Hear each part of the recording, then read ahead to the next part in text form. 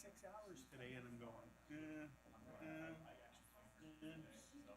get with you, because she's a friend that can, okay. she can help. Who is it? Katie, she texted me later that, after, like, 3 days after that. I met her once. She probably wouldn't remember me, but she at one point was like in charge of the Boys and Girls Club. And Jeannie Hall, Boys and Girls Club lunch. She made me sit at her table and So she actually emailed me or texted me. I have some ideas for you, so. well, I can't wait.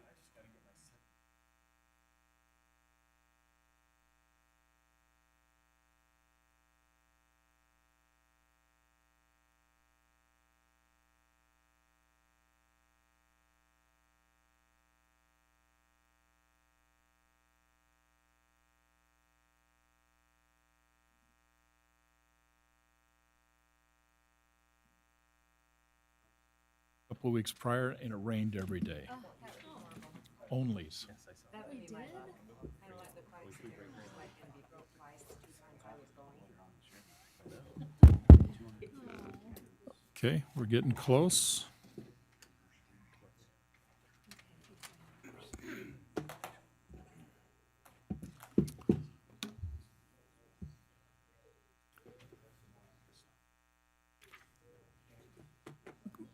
Brittany, are you ready? Perfect. Okay, let's go ahead and we'll get started. I want to welcome everybody out to the Roy City Council meeting for July 5th, 2022. Time is 5:30.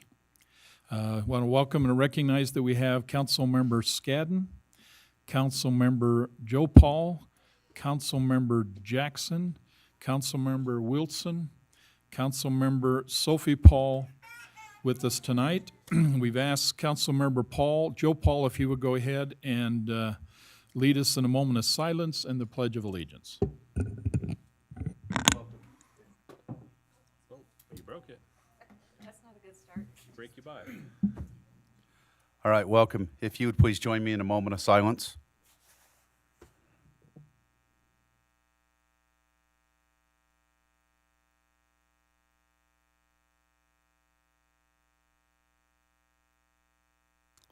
Thank you. If you'll now please stand and join me in the Pledge of Allegiance.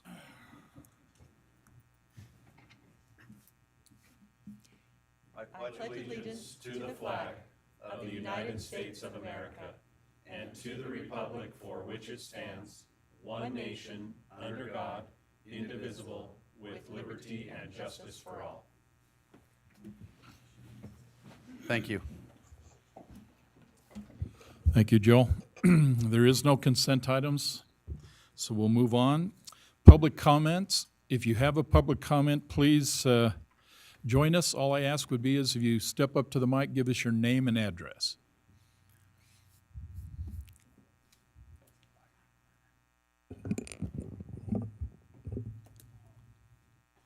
I'm Byron Burnett, live at 4375 South, 2675 West, and my concern's what's on the agenda for building heights, and I guess that surprises at least 3 of the council that I've brought up building heights, because I started this in August of 2019 with a message to the mayor.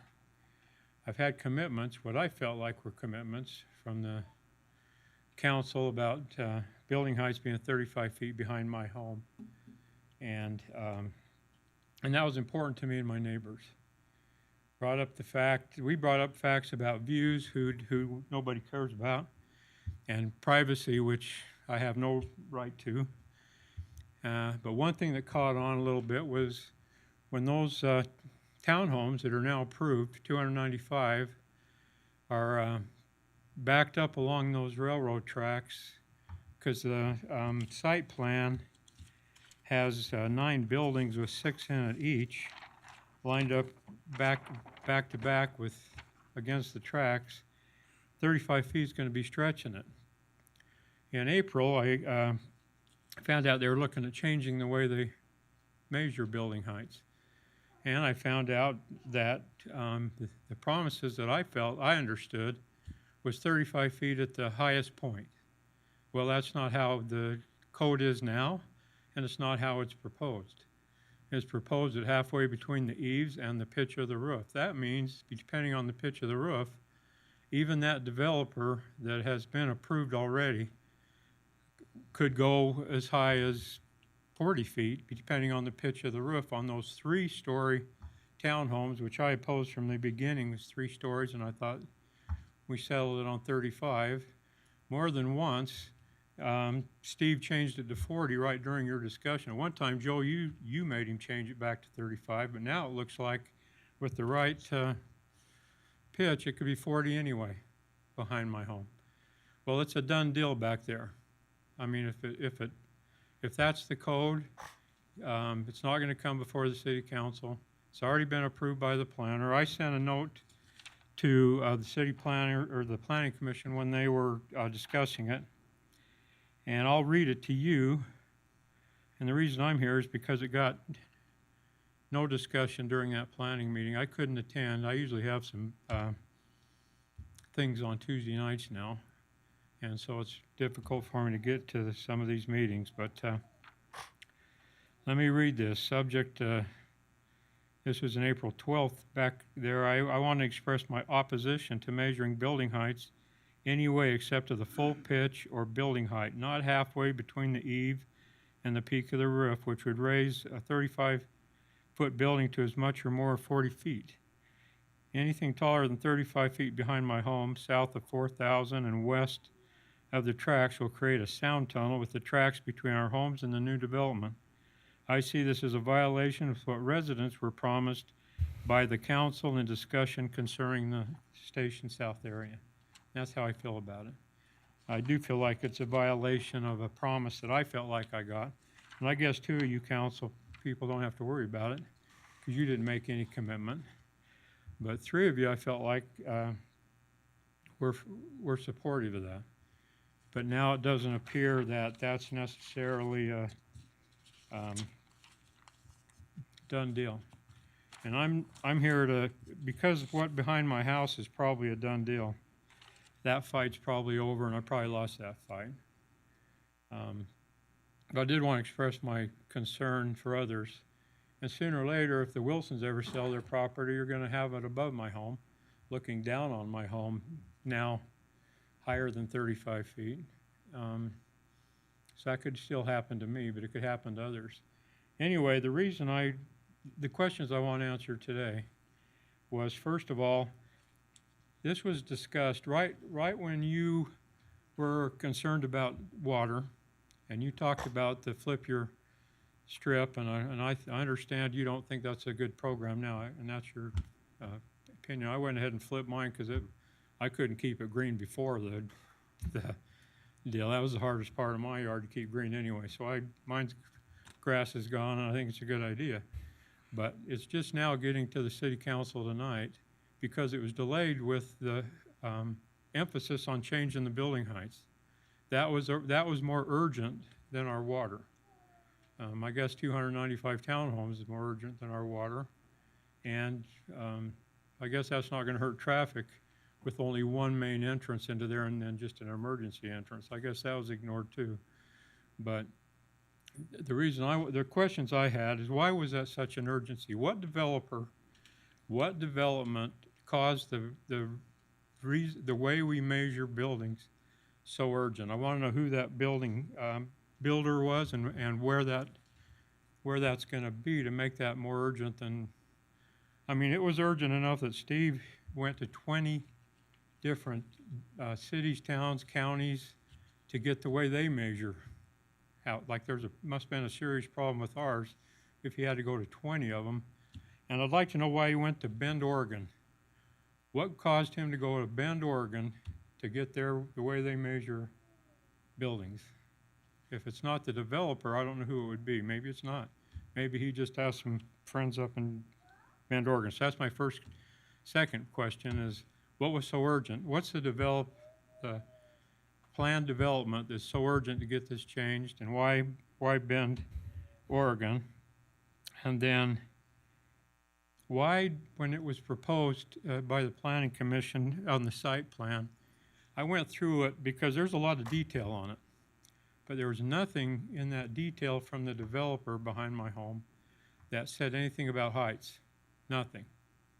And Steve had questions about other things, but there was no question ever given in that meeting to the developer that I ever heard back about what are the heights gonna be?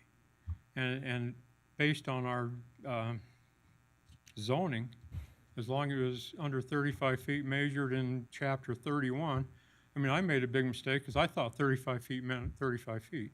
I didn't know I had to go see a definition on chapter 31 to understand the building code. I don't think some of you did, and I don't think some of the planning commission did either until it came up about how we measure and what the difference is. I really don't. But I don't know why there wasn't a question asked then.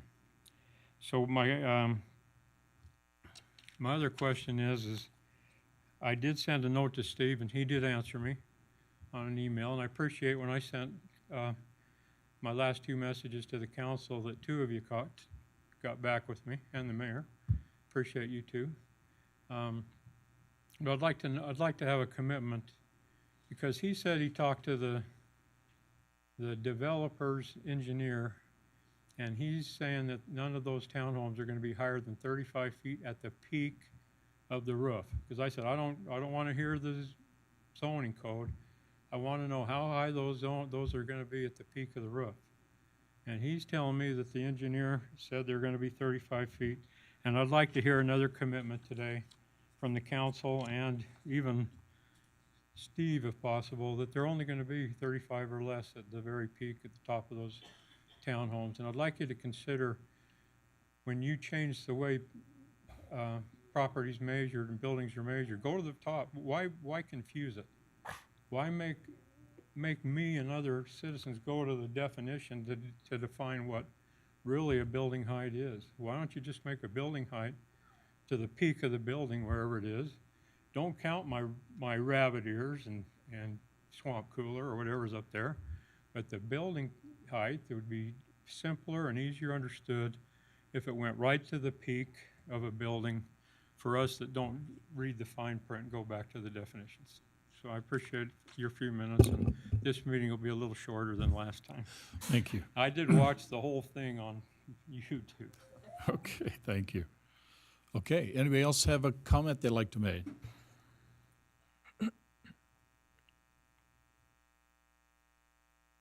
I am Kevin Homer. I live at 5398 South, 4000 West here in Roy. I just wanted to give a couple of quick comments on the some of the action items that y'all are going to be talking about in just a couple of minutes. 22.6, 22.7, 22.8. I've followed the discussions, even every once in a while, given a little bit of feedback on them. On all of those, I think that they're appropriate, and the changes, the modifications are good. So I would urge your support to those. On 22.7, that has to do with Title 13 sign regulation.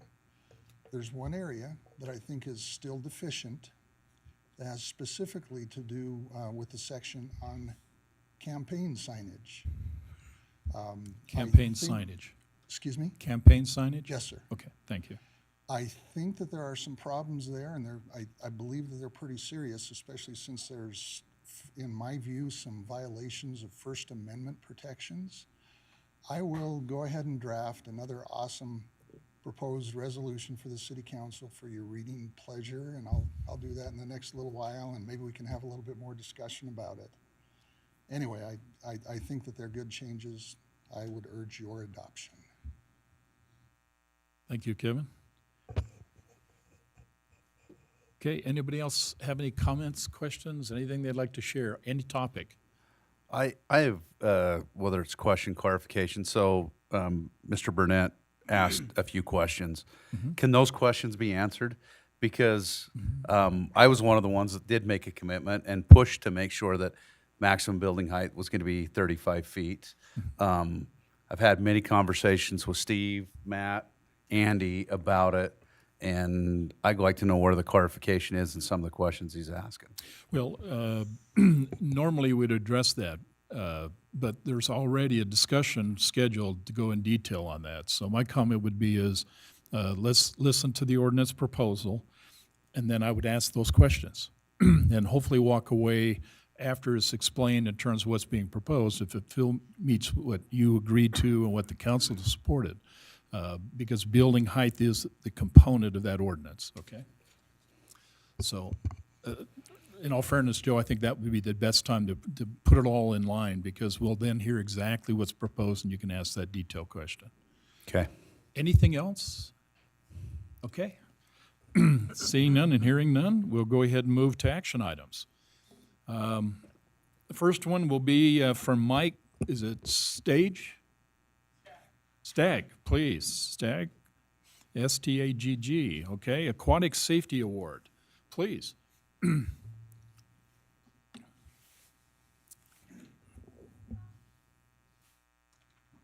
always tell folks it's stag like the chili. I like it. So Mayor, Council, I'm happy to be here today. Name is Mike Stagg. I work for Utah Local Governments Trust. I am a risk manager there, and as part of my job, one of the things we've done is created an aquatics program, a safety aquatics program. Little bit of my background, I used to work for the American Red Cross. I was over certification programming, lifeguarding, water safety instructors, swim lessons, CPR, first aid, all that for a number of years. Since now I've found my way to the trust, and before I was a recreation director and aquatics director. I actually started as a 15-year-old lifeguard. Took swim lessons right here at the complex. So I love this community. I love this pool. I mean, this is where I grew up coming. I grew up just over in Sunset, right? If you knew where the Central Park hamburger place was, just west of there, in that little neighborhood back there.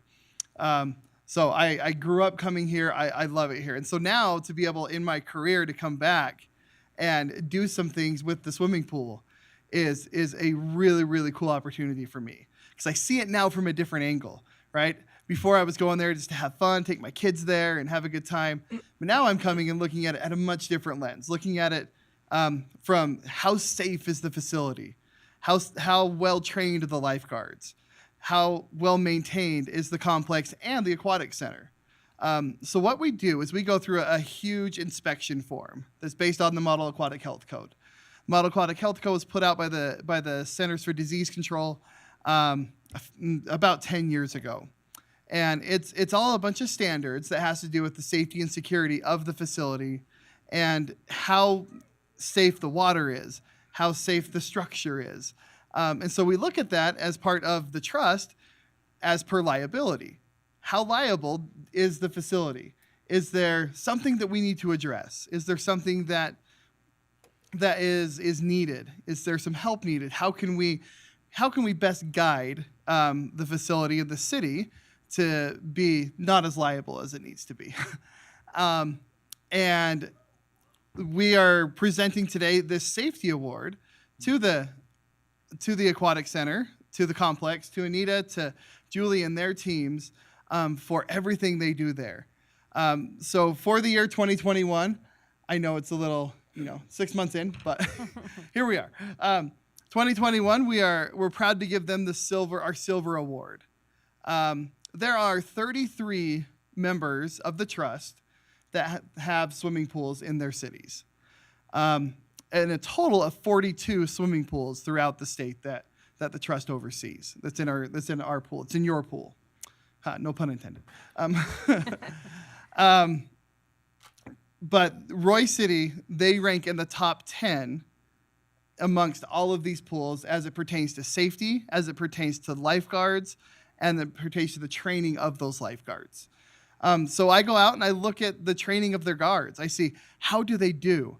Do they do a good job? Do they do well when they're scanning their water, when they're put through rescue drills, when they're put through scenarios to test how they do with CPR skills or rescuing somebody if they have a spinal injury, rescuing somebody who is an active drowner.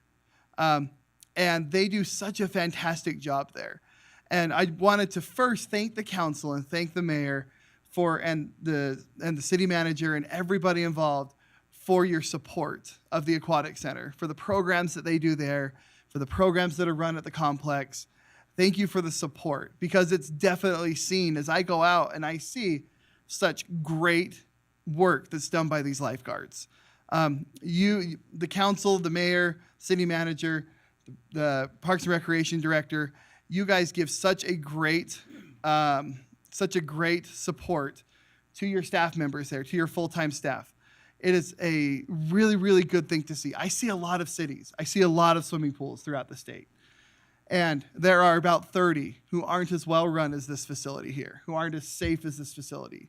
The lifeguards there do such an amazing job. With the amount of people that go through that aquatic center, it's amazing the job that these 15 and 16-year-old lifeguards do. And it's a testament to what you guys as the council and as the mayor are able to do to give the support that they need in order to run good, high-quality programming. So from the trust, just want to say thank you to you guys. And I wanted to ask Anita if she'll come up here, and I want to embarrass her because she loves to be up here in front of everybody. And with the council and the mayor's blessing, just wanted to present her this award for the city, just for everything that they do. It's just so refreshing and so fantastic. I've known Anita for a number of years. And I'm probably harder on Anita and Julie because I've known them for so long than I am on other facilities around the state. And like I said, top 10 in the entire state for what they've been able to do pertaining to safety and things like that.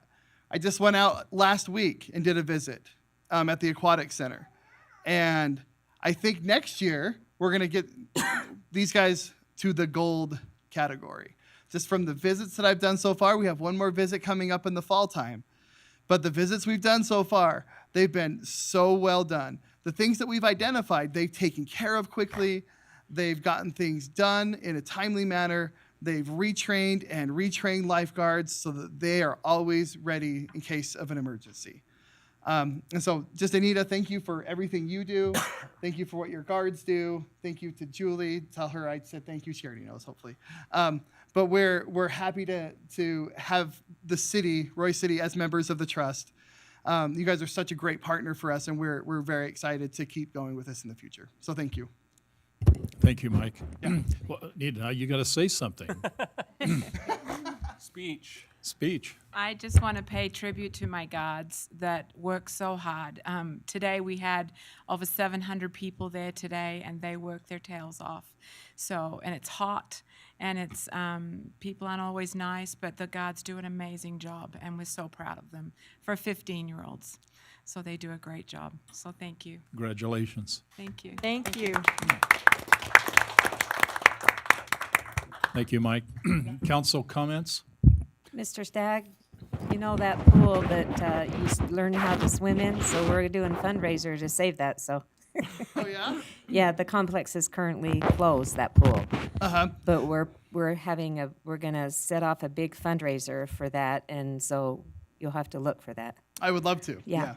And I was However- at the Aquatic Center last week with my grandkids, and I thought they did a fantastic job.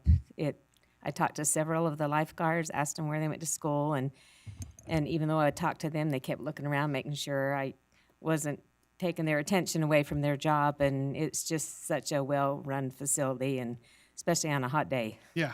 So thank you. Yep. no Thank you problem. very Thank much. you. Thanks, Anita. Okay, thanks, Mike. Any other comments, council? Okay, Good job. yeah, great. Okay, Sergeant Harper, I believe, our chief, you're going to step up? Please, introduce us. Thank you, Mayor, City Council. We have a lot of heavy discussions in here. We make a lot of tough decisions. Well, you do. I just sit back and watch. But I think one of the best things we get to do as a group is employee recognition like we just saw. And today, Sergeant Harper is going to introduce Detective Ben Pearson regarding a nomination that he provided to the city. Perfect. Thank you, chief. Again, I'm Andrew Harper. I'm a sergeant with the police department. This is Detective Ben Pearson. So back in April, I nominated him for the Roy PD Employee of the Month for a few reasons I'd like to go over. So while supervising Officer Pearson, I noticed a theme with his work product. Officer Pearson consistently takes accountability and follows through no matter what the task is. Officer Pearson has made it a point to follow up on cases when possible to either close the case out or make an arrest. Could you bring the microphone just a little closer so we can hear you? Yep. Thanks. I'm very tall. Yeah, Got I to get it know. up a little further. Thanks. Take it out and hold it. Yeah. You can do that All too. right. Thank you. I believe this allows for a quicker turnaround on cases and reduces workload on detectives. So specifically, back in April, he got dispatched to back another officer on a fraud that was occurring in progress. An individual went to a grocery store and had recruited a couple of homeless people to cash bad checks for him. They were able to detain the homeless people and realize that they weren't the prime suspects. They were able to come up with a ruse to get the main suspect to come back so they could arrest him. They did a great job with that. The suspect did come back to pick up these individuals, and they were able to detain him. Knowing that something was wrong, and there was more to this case than just a simple fraud, Officer Pearson wrote several search warrants on this case, ultimately on the vehicle, a safe that was inside the vehicle, and was able to locate, what was it, like 90 items of evidence. So this guy had been out, and while he was dropping these people off at grocery stores to cash checks, he's going around to mailboxes in the area and stealing people's mail and creating more victims. So he was going around this grocery store and created about 10 more victims. So they were able to recover that stolen mail. This guy had several identities and state-issued ID cards that he had fraudulently made. Inside this safe, he ended up finding a good-sized amount of narcotics and a handgun that the guy had in there. So ultimately, they ended up booking this guy on 19 felonies and 1 misdemeanor. So he stayed out all night booking evidence for this case, and he did an amazing job. On the second occasion, keep in mind this is all happening while answering busy swing shift calls. We had a drug house that was kind of being used as a flop house, multiple people coming and going, stolen vehicles are popping up at this address. It popped up on Ben's radar. He started doing hours of surveillance, stopping pedestrians, stopping cars that were coming and going from this address. Ultimately built enough probable cause to get a search warrant for the residents. He was able to orchestrate multiple officers from other agencies, the strike force, to conduct this search warrant. Turns out that there was quite a bit of child endangerment. People were using drugs in front of kids and exposing them to narcotics, and he shut that down. Got the health department over there, and it is now condemned by the health department and not habitable. Habitable? Yeah, sure. Again, just all these hours of surveillance and these stops, this is all happening in between answering calls for service. He never shrugged anything off. So most importantly, I observed Officer Pearson acting as a mentor to a younger officer that was on our crew. Wasn't an assignment, but something that he took upon him by himself.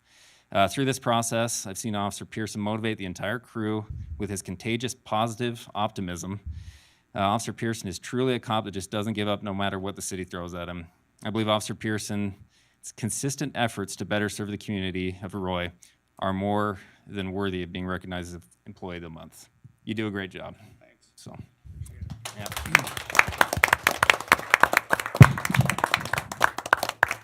Now you have to make a speech. Yeah, Sergeant Pearson, we're going to need to know who you brought with you tonight. Oh, yeah, my wife and my son, they decided to come, my girls, and tumbling, so. No, I live in Roy. I love all things Roy, and, I've been a police officer for 7 years, and I just love it. So I love working here, and I love living here. So it's easy to police when, you love the community. So it's my community, and I like to make it a safe and habitable place. We're making up words here. Thank you very much. Yes, And thank you so much. for your service. Yep. Thanks. Oh, one more. Chief was my mentor. He was my field training officer. And I've asked him to do only one thing in his entire career, and that is to be Brilliant. I'd go on calls, and he would say, the only thing you need to do is be brilliant. So tough standards to live up to. Well done. Thank you. Council, any other comments you'd like to make? Thank you Well, for your service. Thank you. I appreciate it. I've had the opportunity to interact with him on multiple occasions, and he's exemplary in what we would want for a Roy officer. I love when officers live in Roy because it really does make them want to be a better city to live in when they actually live here. So great job. Yeah. Okay, council, then a motion to approve Officer Pearson as Employee of the Month. So Do I have a moved. motion? I'll second it. Okay, so Joe. And thank you. All in favor? Aye. Any opposed? Well done. Thank you so much. Thank you. Okay, we have on the action item the supervising fire office designation. I believe I heard we're going to table that. Is that correct, Chief? Yes, if we could, because he's out sick in his family, so it won't be available till the August 2nd. Okay. Then I think I have to have a motion to table. Okay, do So I have a moved. motion then to table supervising fire office designation? So moved. Thank you. I'll second. And Randy?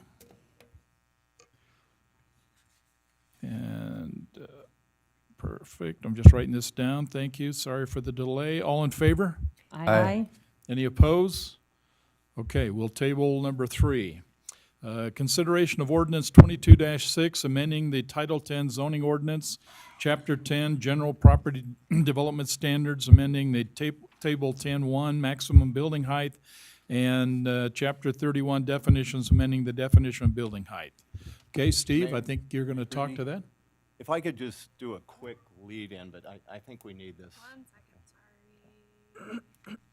And then, Steve, if you have just a second, I'd like to address something really quick Please. here. Go ahead. With Mr. Burnett, too, if this will help you understand some of the things that happened. Back when we passed Chapter 13, there was a discussion at that time of how do we measure building heights. But with the importance of Chapter 13, we passed it at that time, knowing that we would be coming back and looking at what the building heights were. So I took a look at that time at how our current ordinance read, and it was ambiguous to me. So part of it, when we were talking about, it says you measure from grade. Well, it didn't say finished grade, and it didn't say original grade. So I thought we needed to make that clear, and that's one reason why it was put there too. But there was nothing that addressed how you measure it when you're on a sloping lot. So if you're on a sloping lot, let's say it's like this. If you take 35 feet from here, it's at a certain point. But if you take 35 feet from here, it's at quite a bit higher. So we really needed to address that and make that clear. So that's why I was initiating that. I think it's been not quite a year since we passed Title 13, but it was something we needed to address. So I looked at a lot of different ordinances from different places, some local, some distant. Steve looked at a lot of local ones, and we went through that. Bend, Oregon, we didn't make it like Bend, Oregon. Well, we did to a degree, but I liked what Bend, Oregon had put together and some of the things that I looked at. But we didn't do it exactly like Bend, but I kind of liked how that was set up. So that's just a little bit of background on that. And Steve, why don't you go right ahead there? But I thought I'd lead in and maybe I could clarify a little bit. I think one point of clarification too on Bend, Oregon, I don't think you actually traveled there to review their information. It was all done online, over the It was phone. just done online, and there were a lot of different places we looked at, but it was kind of unique how they did it, and I thought that was one of the clearer of the different places. And you'd look, when we were looking in Utah, just some of the cities in Salt Lake were doing it from original grade. A lot of places are doing it from finished grade. So we were trying to figure out what was the best way, but that was really the problem is, you've got a slope, and we don't define slope anywhere and how you measure height. And again, well, if you take 35 feet here, it's going to be clear up here, but if you take 35 from the low end of the slope, then you're clear here. So how do we define that? How do we make that clear for a developer to understand? So a lot of work went into it, and I think Steve can address everything that needs to be addressed. But if that helps clarify where we were at. Okay. And then I'll kind of answer a few of his questions, and then the last one I'll answer during the presentation. So again, as Andy said, I didn't look at Bend, Oregon, don't know anybody from Bend, Oregon, never been to Bend, Oregon. It was Andy who had provided me the documentation there because he likes to look outside the state. For me, I looked at every city that had mountains in their backyard that was on a slope from northern Weber County to southern Utah County. I tried to get in the Provo area, but I after 20, I was a little done. So that's where those came from. Again, we've got to give a lot of background to the Planning Commission so that they have something to start with and somewhere to go. That's why kind of we went there. The question was, is why did the building take so long to get and not, or the water? I couldn't necessarily understand that question. Andy and I had been discussing building heights for a long time. So it wasn't just like overnight, we just decided to do that in March. Andy and I have been discussing it since December, January, February of how to approach it, what to do, what to look for, where to look, and then, the discussion of how to come up with the verbiage that you're gonna see. The water, just kind of go through a time frame. The council had a presentation March 15th. As you know, the Planning Commission meets twice a month. The second meeting of the fourth Tuesday of the month is their work session. That gave me 1 week to try to come up with all the information that they needed in order to have a good discussion. So it didn't come into effect until April, just 1 month later. The Planning Commission had 2 work sessions, April and May, had a public hearing in June, and here we are today. So it's not that we had a developer that was pushing how we measure height. It was just time. I mean, Andy's plate's busy, my plate's busy. It's not like we can just drop everything and do these things. So wanted to answer those. I'll explain the last question on why we measure it the way we measure it, or where it came from. So ordinance 22-6 is amending chapter 10, or title 10, chapter 10 and 31. I just want to kind of give you what the existing language is in chapter 10. And the reason why this one is because, again, it has how do you measure. In chapter 10, it talks about measured by building code. Should I go from in a zoning code to look at a building code of how they define how to measure it? No, we had conflicts between the two. So the proposed ordinance is just to get rid of referring to the building code. So I don't have to, we don't have to go through that. So the history of how you measure the building height. So 1953, which is the first ordinance that Roy adopted, chapter 3, section 19 had building height of vertical distance from the grade to the highest point of the coping of a flat roof or the deck line of a mansard roof, or to a point midway between the lowest part of the eaves or cornice and the ridge of the pitch and hip roof. 1953 is when this concept came into play. 1973 ordinance didn't change that, kept it the same exact verbiage. 2004 kept the same verbiage. 2005 is when they did a completely revamp of the zoning code. And again, it's the same language. So where did we come up with the idea of midpoint between the ridge and the eave? 1953. So that's how every building has been measured in Roy since 1953. So it's not that it was made up or we're looking at it from a different view of how to measure. It's just that's how it has been. And it's always been in the definition section of the zoning code.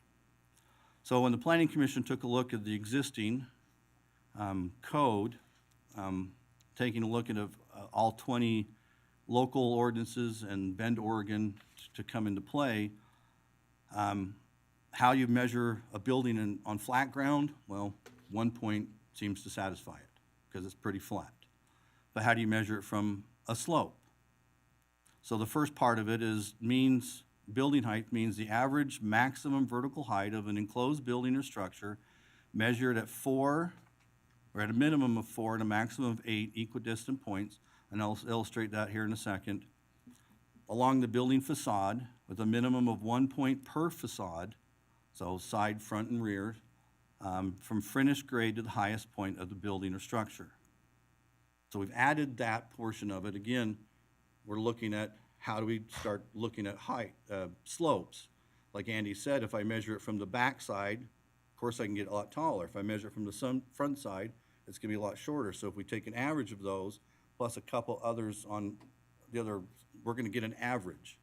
Yes, from one side it's gonna probably be taller, from the other side it's gonna be shorter. but that's kind of how it goes. But the Planning Commission really looked at this, because original language, it said 3 points, equal distance apart. And Commissioner felt as an engineer, he could fudge that to where it benefited him in favor by just doing 3. So he said, "What? Let's do 4, so there's at least 1 on every facade." The middle section, we kind of rearranged really the definition that's been since 1953. So the highest point, we took out the vertical distance from grade. The highest point is the top of the roof coping of a flat or the deck line of a mansard roof. For pitch, tip, or slope roof, it is a point midway between the lowest eave and cornice and the ridge of the peak of the roof. It's modified a little bit, but the language of where on a hipped roof or a gable roof, it's still midpoint. Haven't changed anything since 1953. Then they also added, because if there are those that do have architectural features, a chimney.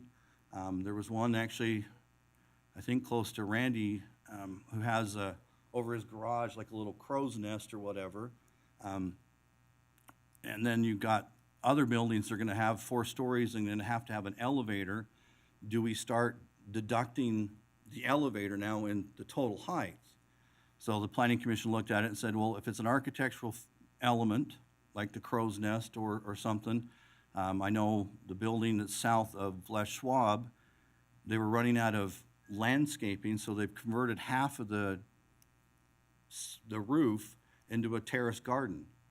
And they would like to put up little trellis and stuff to provide some shade and stuff, but right now, it's against the ordinance because it makes the height go higher.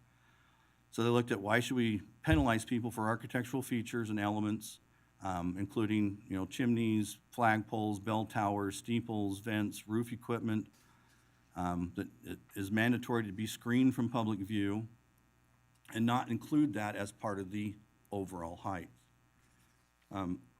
Like I said, the illustration of the equidistance, we just kind of threw a site plan together. On the left, you got the building that kind of has all their facades, taking a point at each point that's equal distance apart, so nothing's too close, nothing's too far apart. And then the other visual is just a visual of how you measure it. Gable roof, it's midpoint. If it's a flat roof, then you measure to the coping. So staff would recommend approval of ordinance 22-6 as written, to amend Title 10, Chapter 10, and Chapter 31. And the Planning Commission forwarded a recommendation with a vote of 6-0 to approve 22-6 as written. Okay, Steve, thank you. Council comments, questions?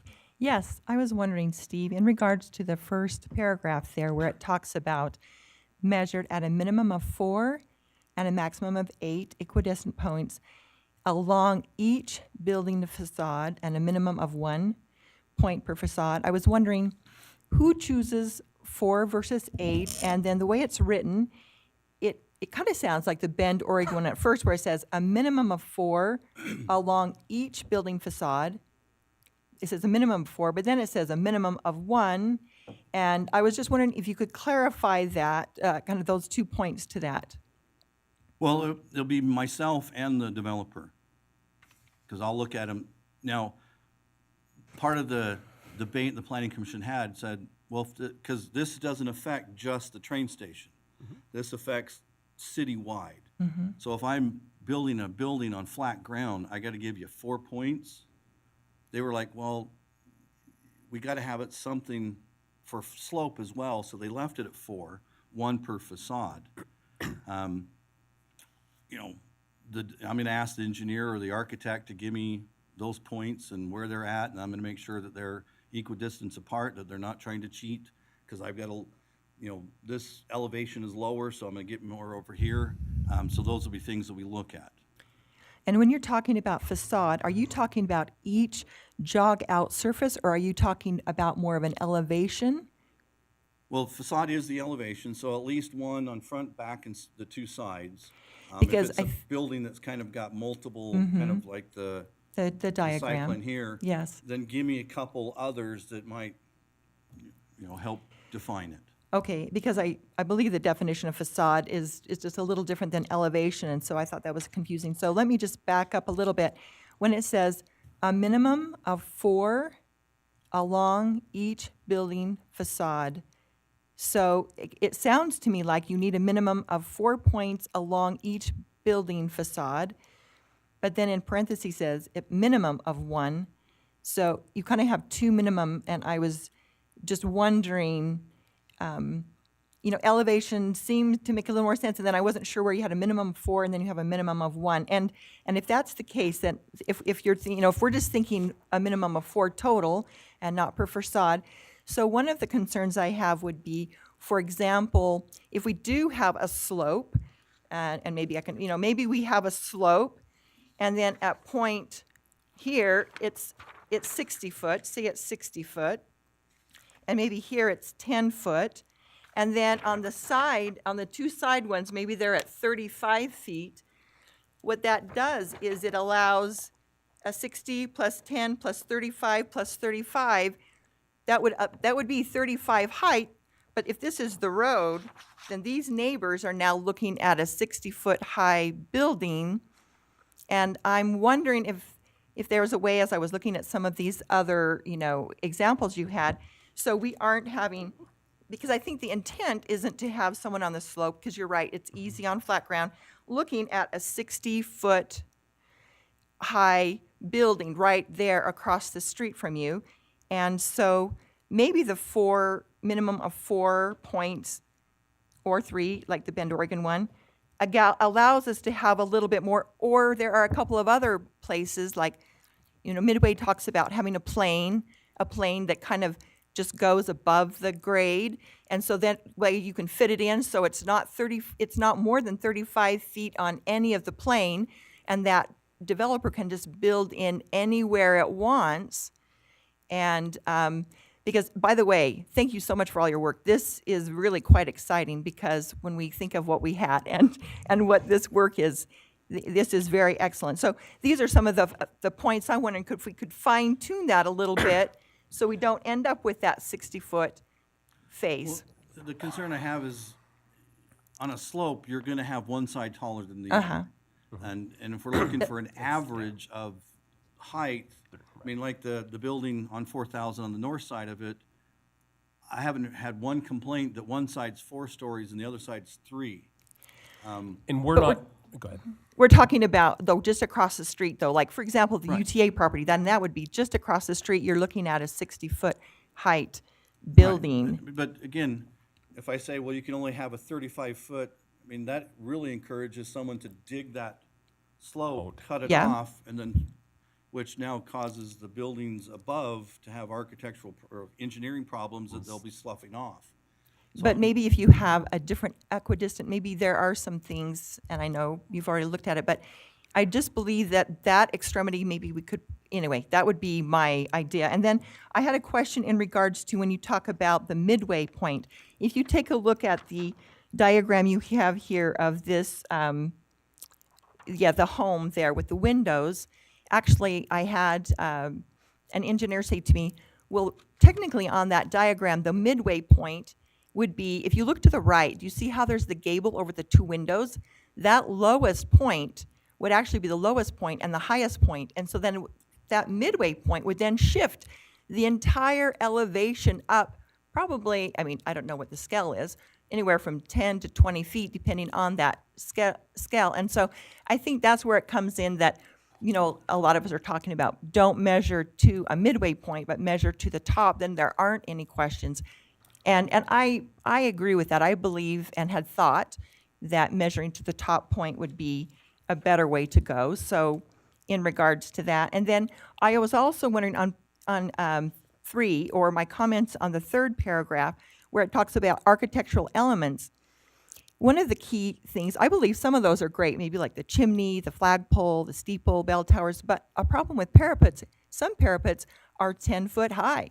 And now you've got this wall, or some of those areas that are concealing the mechanical roof equipment, they're 5 foot high again, and depending on how they are.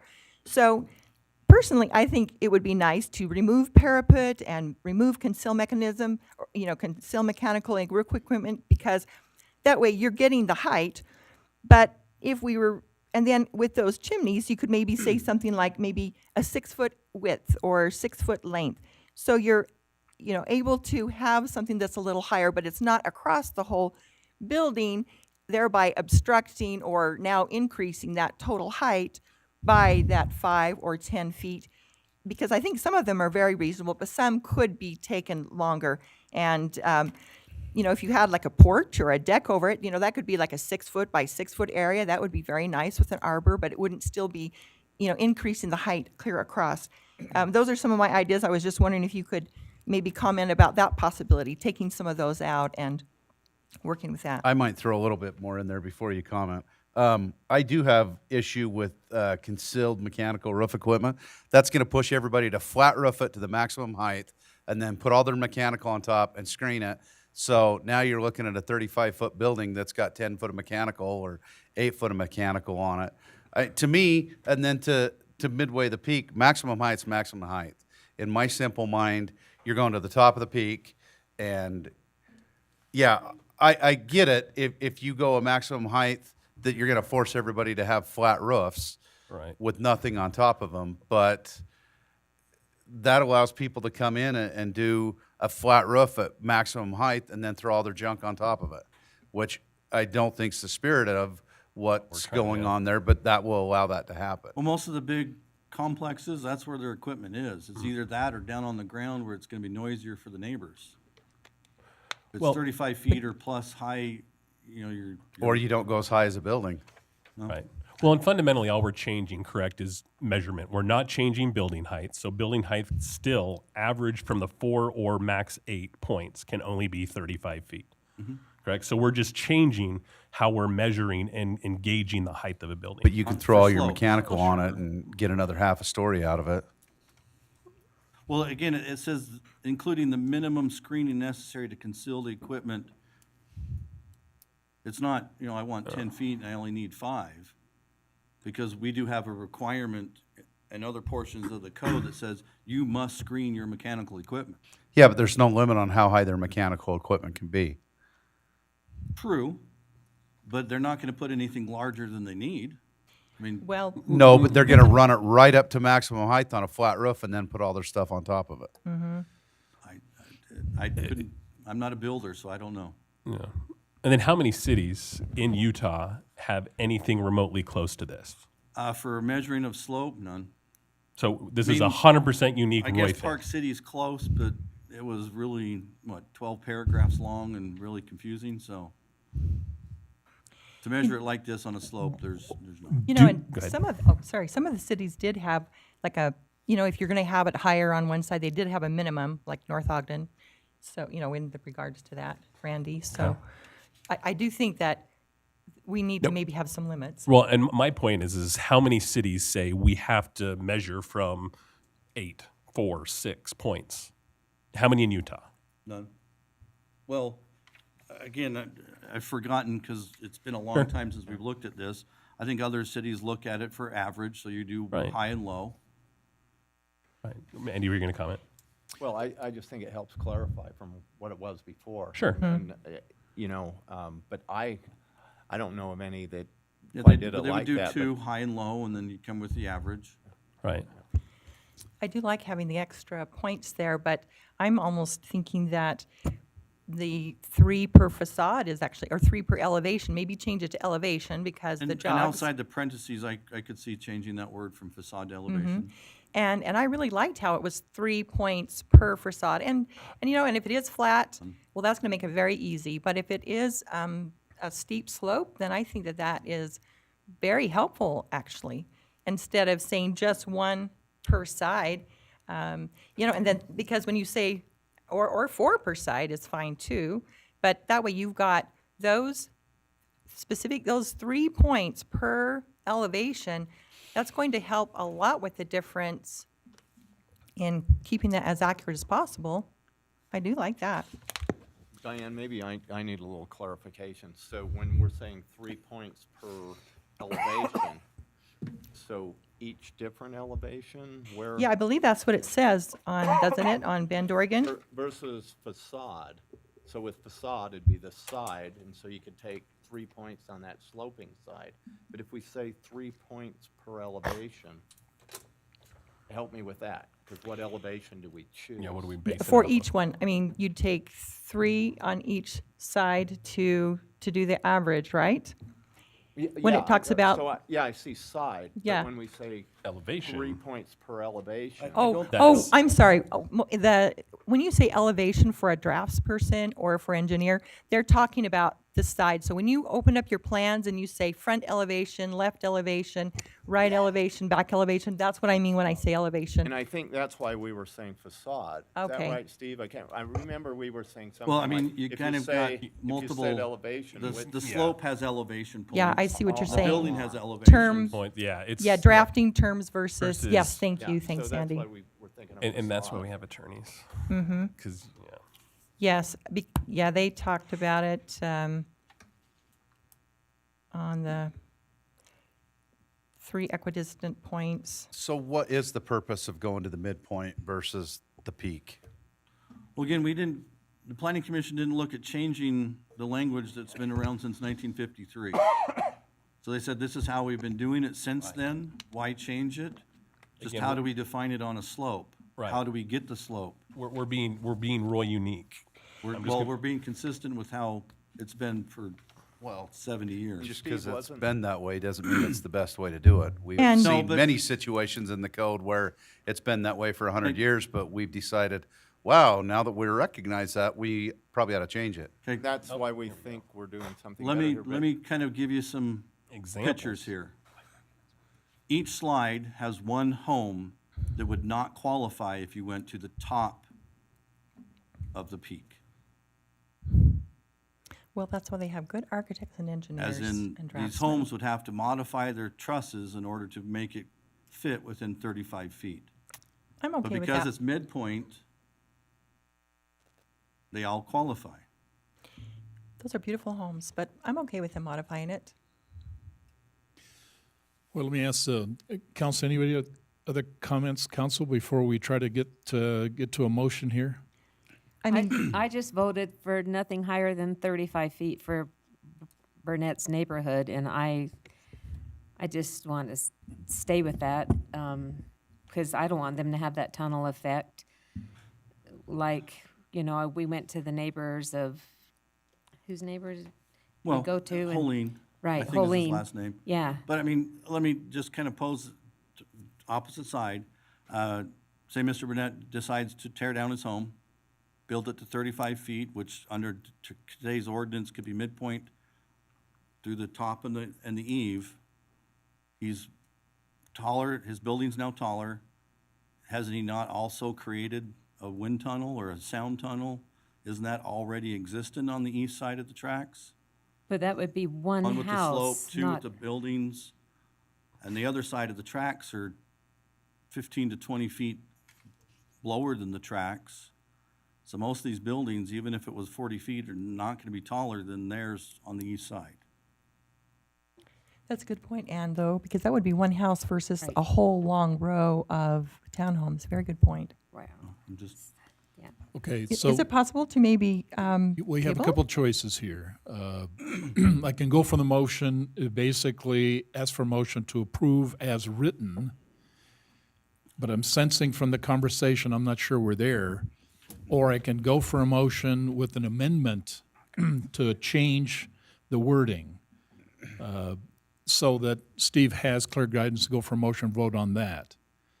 So if you're wanting to make a change in terms of the wording, then we need to structure the wording such that I can get a motion and get it approved. Otherwise, I go for a motion and take whatever vote is, okay, up or down.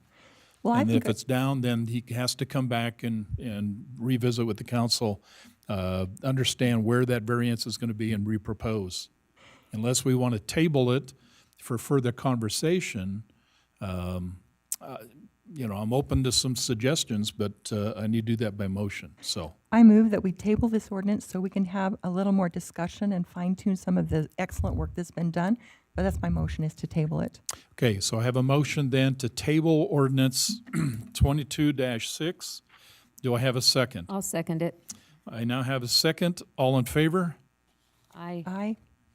Nay. Nay. Haven't, okay, how many, not in favor? I heard 2 nays, I heard 3 affirmatives. Okay, so we have tabled then consideration of ordinance 22-6. Steve, may I suggest that you meet with each of the council members independently, kind of get an idea exactly what they see, they'd like to see some modification and change, and let's see if we can get this back in front of the city council, okay? The only concern I have about tabling it is any application that comes in between now and then, they can do. Yes. Based on the existing ordinance. Can we maybe have a soon point? And if we're going to be having a work Well, session, one of the concerns maybe, that Mr. Burnett already brought up is we push the water thing, flip your strip aside to do this, so. what about our next meeting? What about our next Does city that give council Steve meeting? enough time to Well, work with the that? key would be is at this point, I have it, the ordinance has been tabled, okay? Steve, No. what you need to do is I'd ask you to meet with each of the council members, make sure we clearly understand what we think we can get from that and come back with some changes, modifications to that. Let's get this back in front of the council as soon as you can, okay? But to your point, any developer that comes in today comes in under the current ordinance. We're not stopping anything, okay? Just make sure we understand that. All we've done I is guess I table. have one more clarification to answer one question. Are we 100% sure that the development, the 295 townhomes, will not be more than 35 feet tall? Well, that's what their engineer has said. But again, they're under the current definition of midpoint between the top and the eave. The ordinance? No? No. No, not Well, for that one. Yeah. You can't. Sir. He can't comment unless he's recognized. It's just out of Okay. order. Clarified how to measure heights. Did you guys know, did you commit to 35 feet based on the current midway between? Is that what you committed to when you told me 35 feet? Well, let's, Are we in public comment? That if 35 feet, part of it's communication. I- You got people that come in here, they say 35 feet, we think it's high. It makes sense, we don't think we need to get a definition to know how high a building is. Now we do, and you never brought it up, Steve, and it's been there since 1953, and you went through all those meetings fighting for 40 feet, and you never clarified it to any of us citizens. A room full up there at the library, and a room full more than once here. okay, let's, again, this discussion's been tabled. Let's bring the conversation back up in in another meeting when we have it, so let's do that then. So, okay, we dealt with ordinance 22-6. I want to now look at ordinance 22-7, which is amendment to Title 13 sign regulation. Okay, Steve, let's go ahead and do that one. Before I start, I wanted to kind of talk about what Mr. Homer had brought up on campaign signs. When the public hearing was for this and Mr. Homer had brought that up, the Planning Commission specifically did not want to confuse what was being proposed with this, so they didn't bring it up, haven't had a discussion on it. So that's why you don't have campaign signs, because it was never part of their original discussion. Okay, It was so ju- let's see if I understand that comment. What you're indicating is that when you were reviewing Title 13 and you were now put your proposal, basically most everything else except the dealing with campaign signs was really the focus, and the campaign signs were not considered in that conversation. Correct. Okay, Because they were just looking at, should we add different types of signs other than pole, monument, and wall signs? They didn't come close to the section that talked about campaign signs or anything, and when he brought it up, I know Chair Cowley specifically said he didn't want to bring the two in as one. okay. So they will probably bring that conversation back up at a different time. They wanted to proceed forward with what this was. Okay, and that's an important part, council. At any point in time that the council, or in this case, the planning commission, brings the campaign sign ordinance portion up for consideration. That can still take place. Okay? Okay, please, Steve, continue. So this is to amend Title 13, which is the sign regulations, more specifically Chapter 4, regulation of signs, amending Section 3, signs that require permits, amending monument signs, pole signs, electronic messaging signs, and then adding projecting marquee signs, and awning signs. So the first portion of it is 13-4-3. As you know, when we adopted the mixed-use ordinance for downtown, it used to be regional commercial. Well, the sign ordinance still said regional commercial, but didn't have in downtown and then, the rest of them. So the first portion is basically to get rid of regional commercial from many of the sections of the code, only because we got rid of that zone. The other portion of this is we're kind of redefining what a monument sign is. So horizontal versus vertical, which you'll see in the next slide. So horizontal is just the one that's 8 feet tall, 12 feet long. So it's more to the ground and long. The reason why that's important is because we did have one business come for what we're now calling a vertical monument sign. We have a pole sign ordinance that allows it, but you have to have 10 feet from ground before the sign can begin, and this wanted to start it at the ground, so it didn't meet our ordinance. So when we were looking at it, we were, again, how do we make it that this sign can come into fruition? So we just said, okay, we'll make it a vertical monument sign, kind of change the definition, change how it is. But the Planning Commission, when they were looking at it, and staff, so for a horizontal, it was based on the frontage of the street of your parcel, how, if you're less than 100, it could only be 6 feet tall and 8 feet wide. If you were more than 100, it could be 8 feet tall, 12 feet wide. So there was some already established what you can have based on how wide you were. So they kind of did the same thing, but this was more in percentages rather than width of the property. So you still take the width, so if you're less than 100, you take 50% of the allowed height of a pole sign. So right now it's 30 feet in downtown. So this could be a 15-foot tall sign, and then the width would be proportionate to that. And if you have more than 100, then it could be 75%, so 20 some odd feet plus a proportionate width. It did have a maximum width, so they could play with it and how it made it designed, but they really looked at kind of those percentages on the horizontal and applied it to vertical. They didn't want to say you could only have a 12-foot tall and 8-foot wide. That didn't really help the particular company that wants the sign out, so they looked at it, okay, well, let's just do percentages of what a pole sign is allowed to be.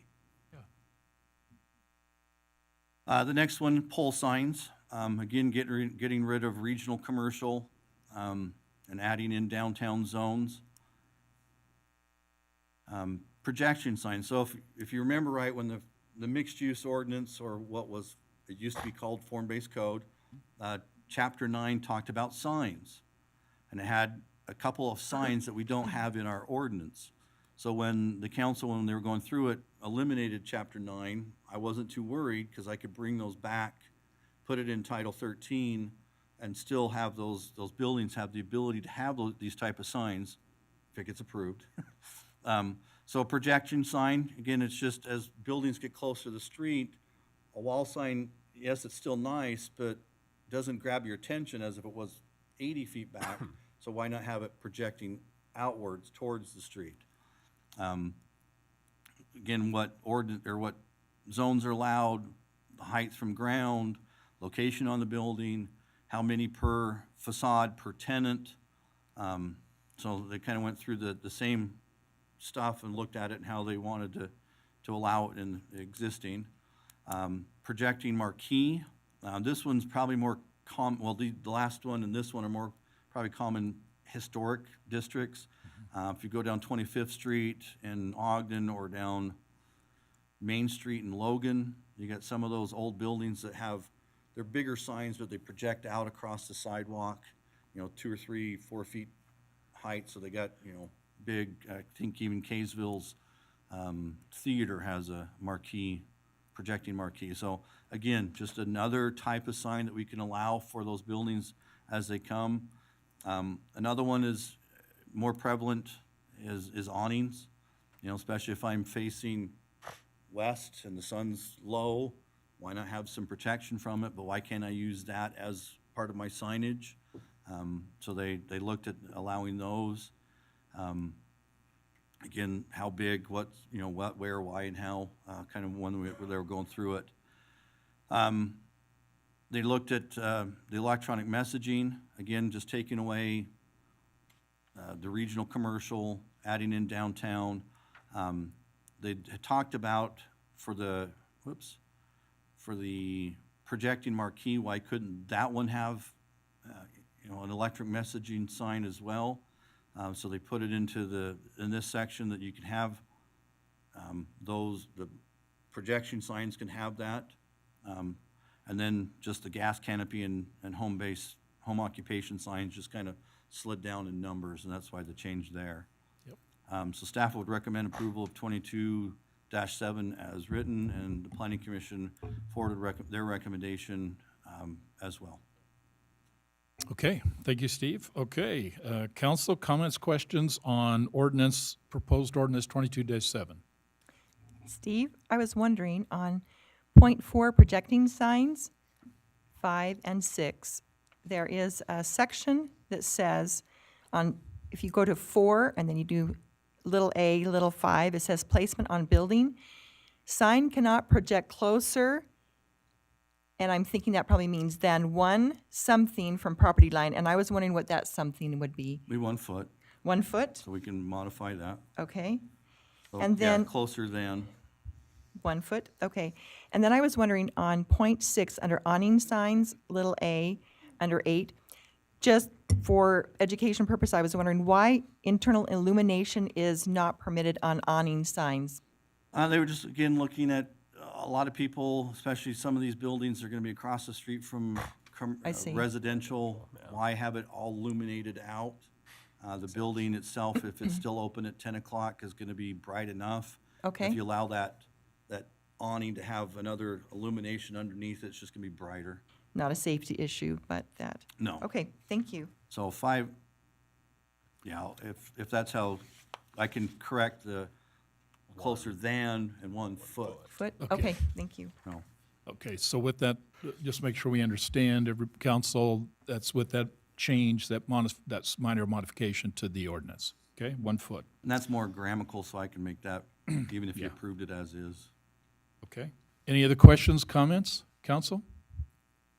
Okay, with that then, do I have a motion then to approve ordinance 22-7 as written with the minor modification, and which amends Title 13 sign ordinance, Chapter 4 regulation of signs, amends Section 3 signs that require a permit, amends monument signs, pole signs, electronic messaging center signs, and adding projecting signs, projecting marquee signs, and awning That was a signs. mouthful. So moved. Whoa. Wow, who said that? That's Three Joe. of us. Joe? Yeah. Okay, do I have a second? Aye.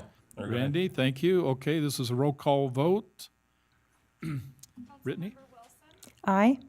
Councilmember Sophie Paul. Aye. Councilmember Jackson, Aye. Councilmember Scadden, Aye. Councilmember Joe Paul. Aye. Okay, motion carries. Thank you, council. Now we consider ordinance 22-8, amending the Title 10 zoning regulation regarding water wise and drought-tolerant landscaping. Go ahead. Again, just to Steve. clarify, the planning commission worked hard on this. The council directed staff March 15th to look at it. That's when John Perry came and made a presentation. The next available work session was the very next week. I didn't have enough time to get all the information together to give to him, or give to them, so it was until April 26th, which is their next available work session. They worked on it for 2 months and then had a public hearing in June. With that, John Perry from Weber Basin Water is also signed off on what we're proposing to change. Oh, okay. So if you do approve it, Weber Basin has recommended this be good, so we would now qualify the citizens will qualify for Flip Your Strip, the reimbursement type program. That doesn't stop if you don't want to be part of the Flip Your Strip. Current ordinance allows you to, to do that now. So this is really just to qualify for that reimbursement program. It wasn't a simple, this section needed to be changed. That's part of the reason why staff wasn't able to get it turned around in a week. You're looking at Chapter 10, Chapter 13, Chapter 14, Chapter 15, and Chapter 31. So there were several sections of the code that needed to be looked at, and then 14 and 15 had two sections. Whoops, I did the same thing as the Pauls and took the cover off. You want mine? You can have it. So there was, again, that reason why it took a little bit longer, but it wasn't that we were pushing it, it just happened to be. So Chapter 10 of Title 10, this is where it's a required front yard landscaping in all residential zones.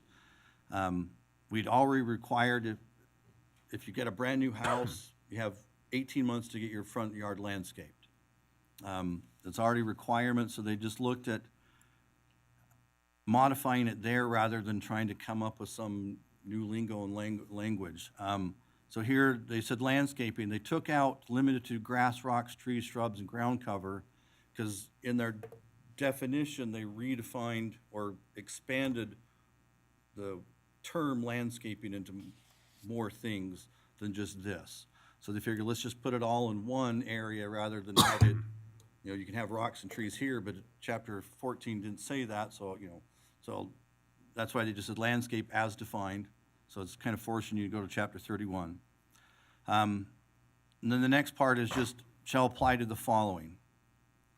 Turf grass not to exceed 35% of irrigable, again, the police department's inhabitable but irrigable, in the front and side yards. No turf grass in park strips or any areas less than 8 feet in width. And then irrigation system design should be used in all areas to conserve water. We defined what irrigation system design is in the definition. Chapter 13, the chapter I don't like to go into very often right now, but again, we did allow, landscaping-wise, it did allow for xeriscape and water-wise landscaping, but again, to qualify, we had to put in some particular things that they wanted word-wise. Right. So in this case, it's still, if it's less than 8 feet wide, no turf. No more than 15% of the total area in turf, excluding the recreational uses. So, as you know, like in our 4R3 zone where we have multifamily, it requires to have a minimum of 25% in play area or open space and stuff. And I really don't want kids playing in rocks and bark. We'll still continue to allow them to be on turf. And so Weaver Basin had no problem with this kind of exclusion, because most of the time they're not going to be, it's just going to be that, and that's probably going to be their 15%. Everything else is going to be, drought tolerant plants and rocks and stuff. And then again, the same type of thing, park strips, buffers that are less than 8 feet wide, can't be turf, and then your irrigation design, your system design. And then just move 2 to 3 and 3 to 4 for landscape buffers and temporary type uses. Chapter 14, this is where most go to look at what is required for building design, site design, lighting design. So they kind of looked at this, and it already had landscaping plans as required. Again, for commercial, saying it can't be more than 15%, except for the designated recreational areas, anything less than 8 feet, and then irrigation system.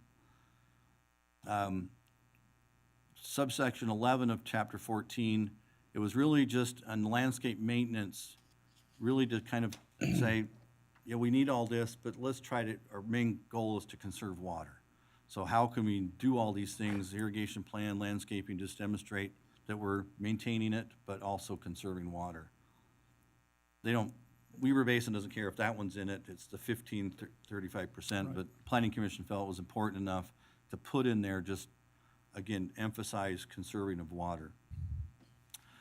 Chapter 15 and 14 are very similar. 14 is the permitted uses, 15 is the conditional uses, but the site design standards are exactly the same. So subsection 7, which is equal to 10 in chapter 14, has the same verbiage, and then subsection 8 is the water conservation, just like 11 in chapter 14.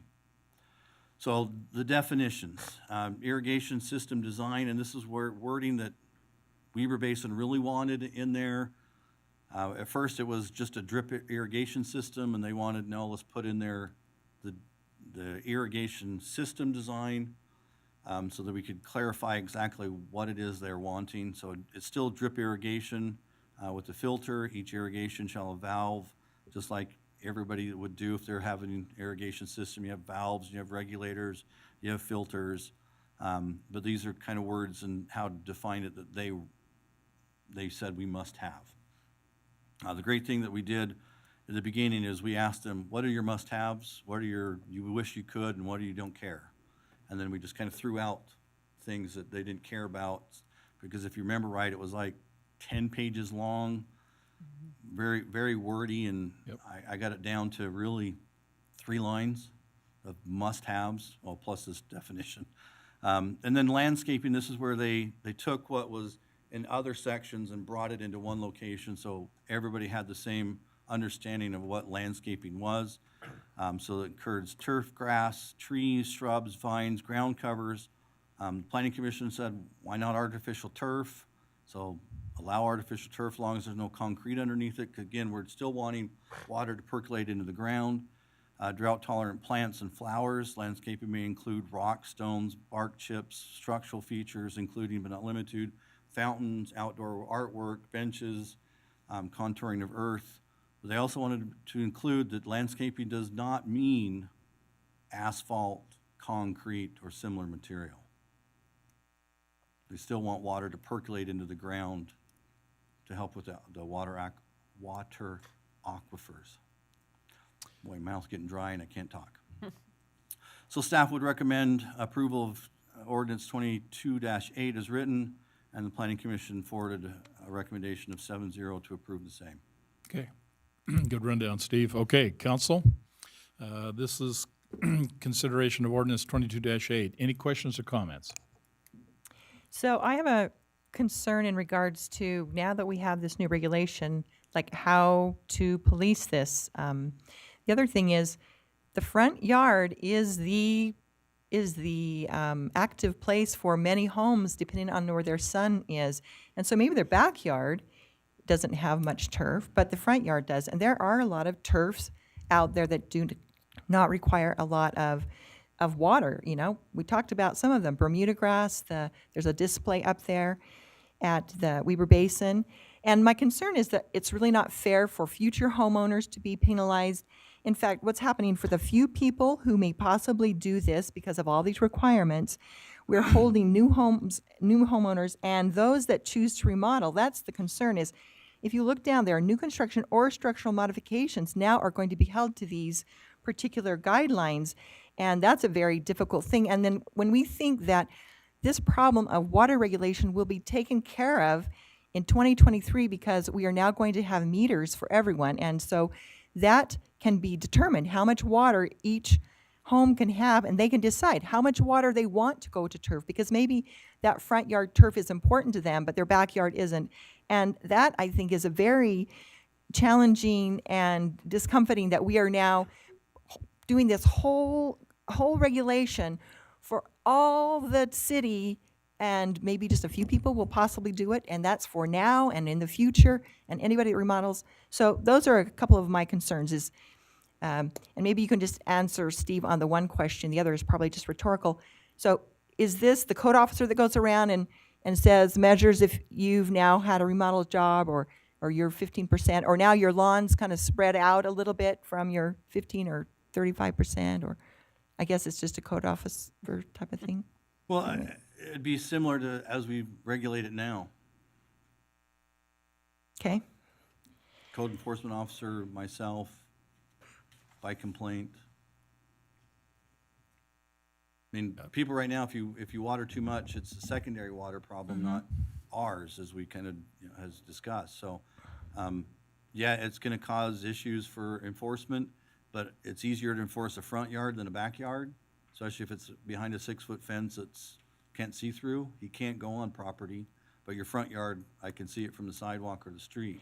So that's why, I mean, even the Weaver Basin is like, this does not address the rear yard. I know that's the concern, is all the people across the street from me, that's where they play. They play on their front yard. That's where they have football. That's where they play all their sports, you know? And so just because you live on the wrong side of the street or the wrong side of the sun, that's very concerning to me that now you are limited for that area. I don't know if anyone else has neighbors that do that, but. My front yard, that's my playground. I have a small little backyard, and our front yard is where we play.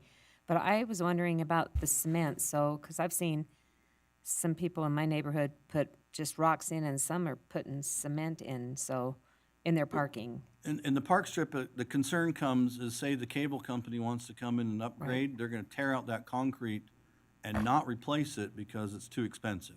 Right. Well, I've always discouraged people, the ordinances say you can't, it's just, say, us or any utility company that comes through, they're gonna tear it out and they will not replace it, because of the cost.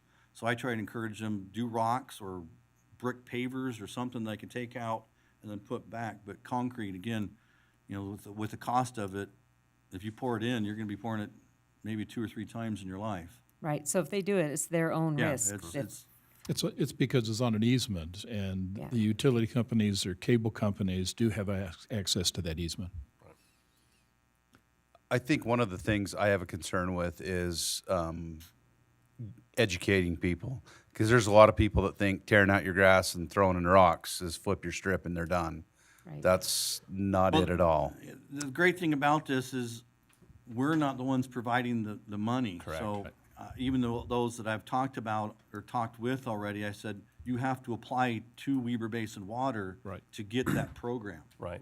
We're not, like our current ordinance, and even in this one, doesn't say you can't just flip your strip, put it in gravel. Right. If you don't want the reimbursement. If you want it, though, you gotta go through them, and I don't know what their applications are like or what you have to Well, there's a provide. training, It's there's a training course training. requirement they have. There's limited funds. And then Isn't a it like a validation. quarter of what you spend? It's you get $1.25 per square foot. Yep. Right. If you're like me, I've got an 8-foot wide park strip. It helps out a little bit. So if you make your cool analogy, as I say, like your analogy we talked about earlier, you remember what it was? Do you remember? So they're gonna take you to dinner, and they're gonna say, I'll take you to dinner, and then they'll say, I'll buy you drinks. And that's all they're paying for. Right. It's not, and I don't wanna get anybody confused with that, like, oh, you can still cement, you can still rock. You're just not going to get reimbursed for it. Yeah. Because we can't tell them. Right. And Well, again, the it's not concrete we. is something we currently discourage, and if you approve this ordinance, at least the definition portion, it'd be a little bit more stronger discouragement to put concrete in. It's You can discouraged, still- but it's not impossible. Right. Right, because I had neighbors that Again, we did got, you colored gotta look at concrete. stormwater and Looks water, nice, but- percolating into the ground. We gotta keep feeding the existing aquifers. Because your drive approach is concrete as well. Right, but that's already taken into account. Yeah. Yeah, and I So think if they rip out your drive approach to put in a new cable line, do they have to replace your drive approach, or We'll do do they that. just leave it? They usually bore underneath it, that's right. but it's only 25, 30 feet wide versus 80, 90, 100. Yeah, and I think it's important, council, to recognize that the individual property owner has a right to decide whether they want to do this or not do this. For the most part, Chapter 13 did provide a lot of landscaping options that fit very nicely within this scope. It needed a little tweaking, which is seen. It was really the rest of the city that we changed or was changed to get us here. But this is just the start. Today, it's flip your strip. When we get into the, for a better word, the general plan adjustments, which has to be complied with and put in by 2025, there's a lot more stringent issues that are going to be forced on the cities to become more tolerant, okay, of this drought issues that we're basically dealing with. And the key would be is if we can kind of move society to become more aware to it, then I think we're going to be fine. When we get forced to do it, and you don't have to go too far to go to Las Vegas where they have very stringent policies on how they manage water, you'll start to see how they basically, it can be forced. And we're not there yet. but it can happen. This is simply a step. Today they have a choice, and there's a lot of residents right now are looking for the council to allow this to happen so they can make a choice to simply take advantage of this program. Will it pay for the investment they're making? I would dare say not. $1.25 per square foot is not going to cover the expense for them to do what they want to do. But it's their efforts to think they can get a little compensation so they can do their part to do water conservation. So that's really what this is all about. I have a couple questions on the not to exceed 35%. So is that most of ours right now would not comply with this? Like, I Well, again, this is for 35% of brand new grass. homes. Brand new it would only or impact brand new you homes. tear everything out and want to redo it. Right. So 35%. Okay, to what extent? Any Like- remodel. It Like says- if I go in and change up my flower bed, do I now have to comply to that? If you rip out all your grass and you want to landscape your front yard, that's when it would come into play. Okay. If you just say, I'm pulling out this bush, and that bush, But if I pour new stairs in a sidewalk, I'm not going to have to comply to this. Okay. if you're pouring stairs in the sidewalk, we're having problems. What's our definition of Or remodel, Andy? not sidewalk, but the walkway up to the stairs. You mean a ramp? Right, a ramp. Yeah, because, I mean, to Diane's point, what is our definition of a remodel in the city? Is it when you go to get a permit to make some type of change to the property? Is that considered a remodel? Correct me if I'm wrong, Steve, but I remember reading in the ordinance that talks to remodeling to this extent where you have to start, it has to be over 50% Okay. change. Tier 30, I can't remember exactly. So there it's is a pretty number there. significant. So I turn around and I put a deck off the back of my house. I still have to get a permit It's from in the the city back for of that. your house. Right. This doesn't apply. Okay, so a deck on the front of my house, then do I have to You apply? probably wouldn't get it because it's probably within the setbacks, and we'd say no, Okay. especially for you. But if you Wait, look no, you yes, him no. If you look at the bottom of page 5 where it says 10-14-11, it says structural modifications to an existing building. And so, does 10 that, what? is that the 50%? On 10-14-11, which is on the bottom of page 5 of the handout you gave us. There's another portion of the ordinance that's not found directly here. Right, because again, we're Right. just presenting what's being changed. So, Yeah. so that's what I'm clarifying. So it says for structural modification to an existing building. So is that any structural modification, or is that now the 50% because There's- of the grandfather clause that we don't call that? Look or- at section 10, it's all applications requiring for new proposed construction of buildings. And then 11 is for those that exist, but we're adding on to the building, or we're adding on to the stuff. But section 11 only added in water conservation, not,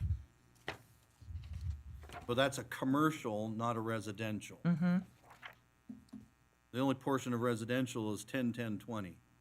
Everything else is commercial. Thank you. Okay, council, any other questions or comments? I do have one. Just for clarification purpose, if the council approves this tonight, and sounds like it's in compliant if it's approved to what the Weber Water District basically requires, Matt, how does the city plan to notify the residents they now can apply to the program? We can do it in newsletters, we could put it in the utility bill, whatever way we want. Okay, so what I ask you then, depending on the decision tonight, there's been a number of people interested in what this council is about to do.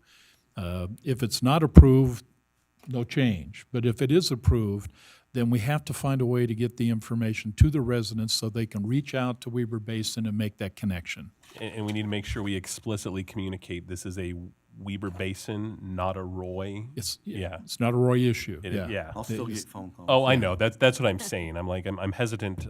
We should get the word out, but it's like, what's the proper? The proper wording. Yeah. And Steve, you can help with Matt if you would, just make sure that if it's approved, that they clearly understand that they need to go directly to the Weber Basin Water District and work this whole thing with them under their conditions, not ours. We're no longer involved in that part of it. Yeah, and ours probably could just be, the council approved now everybody qualifies for the reimbursement program. Exactly. And Yeah. get with, Okay. no, but yeah. work with- Okay, hearing no other comments or questions, council, do I have a motion to approve ordinance 22-6 with all the changes? 22-8. 22-8. Excuse me, I apologize. 22-8. Been a long day. It is. I'll make a motion to approve ordinance 22-8. Okay. I will second it. Okay, so I have a first and a second. This is a roll call vote. Brittany? Councilmember Scadden. Aye. Councilmember Sophie Paul. Aye. Councilmember Wilson. Nay. Councilmember Joe Paul. Aye. Councilmember Jackson. Aye. Thank you. It's approved. Now we have a presentation. Chief, thank you, Steve.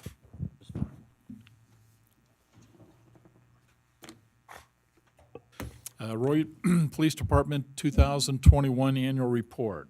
Thank you, Steve. Chief?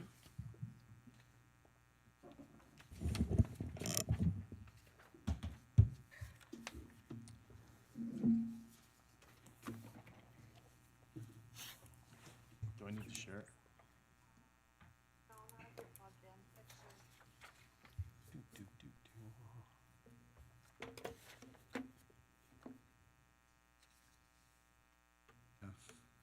Function, whatever. Extend it or duplicate it.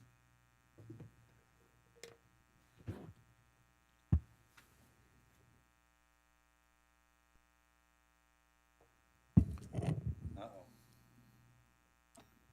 Of course, Mark or Steve aren't here. How about I just plug it in all the way? Does that help? Hey, have you plugged Sorry it in? sorry to Mark and Steve. I just got to plug it in all the way.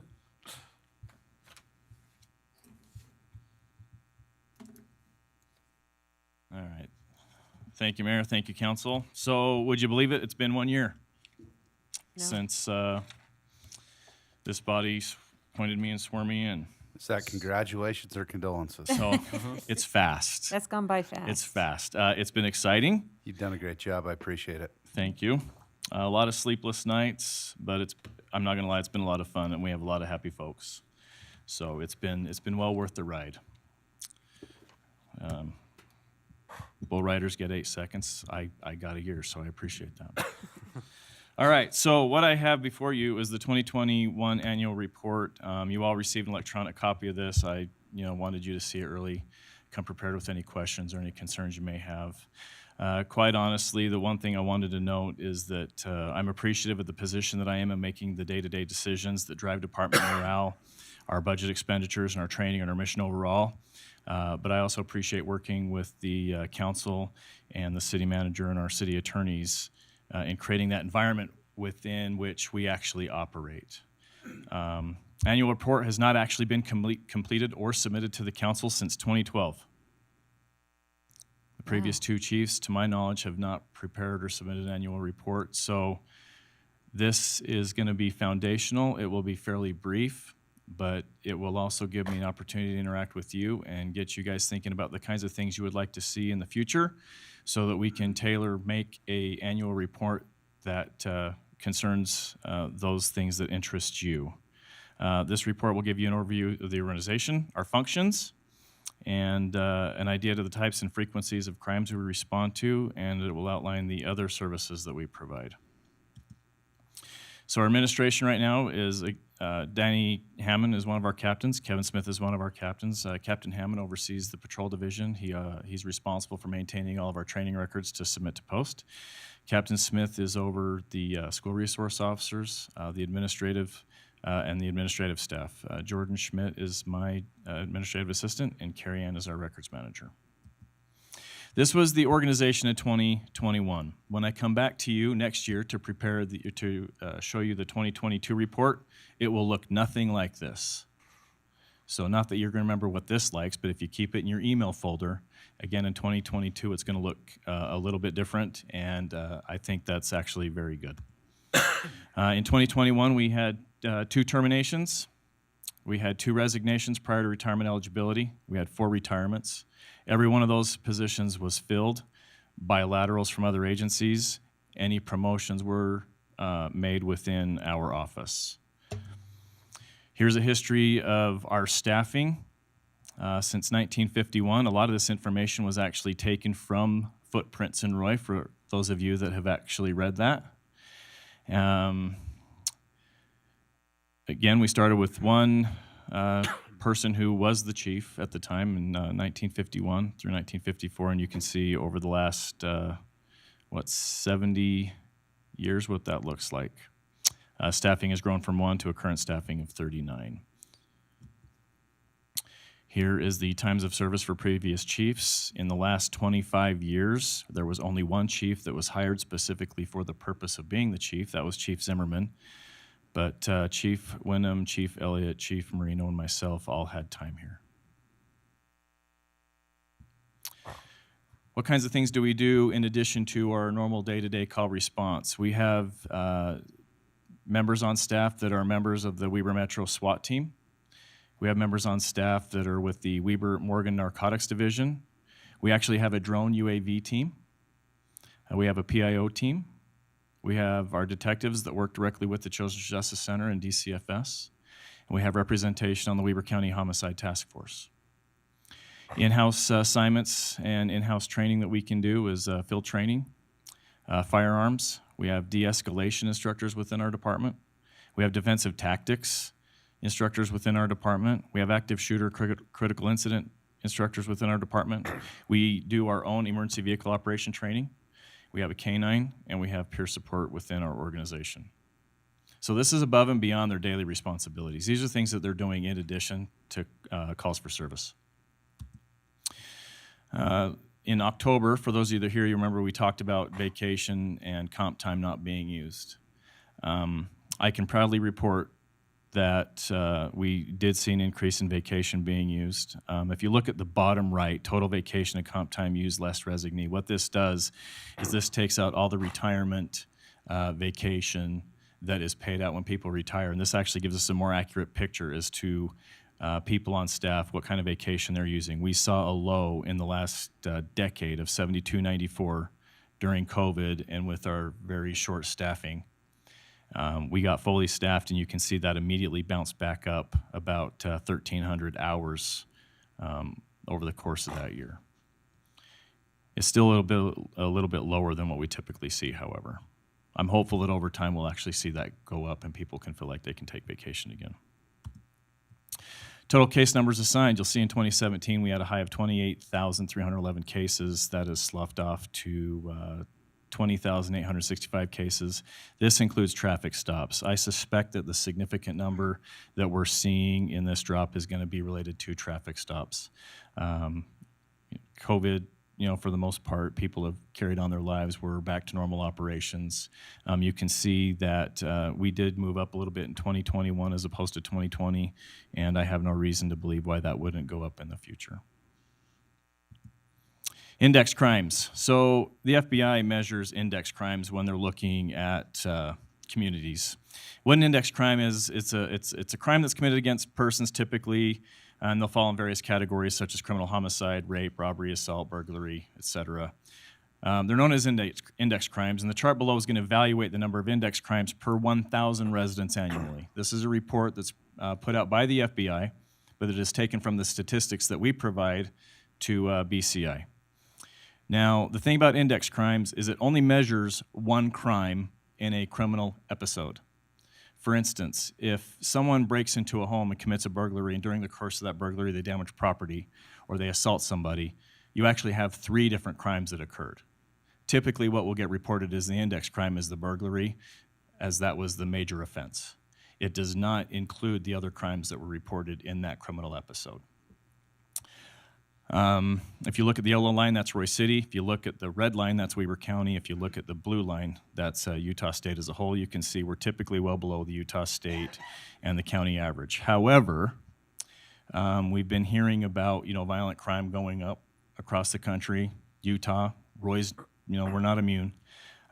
Weber County and the state of Utah as a whole did see a slight increase in their index crimes between 2019 and 2020. And we actually saw an increase of about, I think it's about 6% between 2019 and 2020. What does that relate to in numbers for What's us? that? 6%, does that relate to like how many index crimes, how I'd many have crimes to, would that be? so I'd have to go back and look at my calculator. Okay. 6% and 0.06%. So we're just looking at that 13.28 in relation to 13.98. So we actually saw 0.7 more crimes per person in Roy between in 2020 than we did in 2019. So we went up 0.7. Weber County and Utah State overall actually went down. Sorry, I forgot where my decimal was for a minute there. Over the last year, we actually had no homicides in Roy. We had 5 robberies that were reported, 76 assaults. We had 301 sexual assaults that were reported. That is a 235% increase since 2017. We have 2 people that actually handle our assaults. We have one that handles assaults on adults, and we have another one that handles sexual assaults on children. Burglaries, we had 94 reported burglaries. These are of residences. Vehicle burglaries, 161. Thefts of vehicles, 97. 242 reported thefts, 221 drug offenses. A lot of the drug offenses, however, are proactive investigations, meaning there wasn't a lot of time during COVID where officers were feeling like they could proactively conduct these investigations. I'm left to wonder what that would have looked like had we not been dealing with COVID for a portion of the year. I suspect over time that will actually go up, especially given the economic environment that we find ourselves in. Strike Force is seizing a lot of fentanyl, a lot of heroin, a lot of meth. There's still a lot out there, and I suspect it's going to go up as our officers become more proactive. Domestic violence, what does that look like? Well, since 2017, actually 2018, we saw a high of 543 reported domestic violence cases, meaning those are the ones we're actually notified of. And we saw a dip down to 494. We're back up to about 515. What's sad is the graph on the right. In 2017, we actually responded to more domestic violence cases than we did in 2021, but we had a lower arrest rate, meaning only about 12% of the calls we went to ended up with an arrest. We're now getting smaller volume of domestic violence calls, but our arrest rate has actually gone up. Help me understand that, Chief. Is the reason there was no arrest is because the person chose not to want to I'm trying to rationalize No, this. that's a great question. And to answer that question, there's actually in code, this is one of the few times where we can and are mandated to make an arrest if the evidence is there, regardless of whether or not the victim wants to cooperate. So the way the code is written, if an officer can establish probable cause that a crime was committed, They'll arrest. they are mandated to make an arrest whether or not that victim is cooperating. Now, can the victim, by lack of cooperation, not providing testimony, not cooperating, with photographs, evidence, stuff like that, sure, they can affect the outcome of that case. But outside of that, if the officer believes that that domestic violence incident occurred and they have enough probable cause to believe that that person committed that assault or that violence, then they are mandated to take action. Doesn't mean they're going to go to jail, but at a minimum, they'll walk away with a citation. And we've captured the jail arrests and the citations. But you can see over the last 4 years that, we're almost arresting 20% of those that we're coming into contact with on these cases as opposed to 12% just 4 years ago. Mhm. So fewer calls coming in, more arrests being made. Interesting. So they're becoming more violent. I'm a data junkie, so I went crazy with some accident data. Just in case you were wondering, 5,600, right? It's been a topic of conversation, 1,900. So I broke down our accidents and hit and runs over the last 4 years. You can see they remain relatively stable from year to year.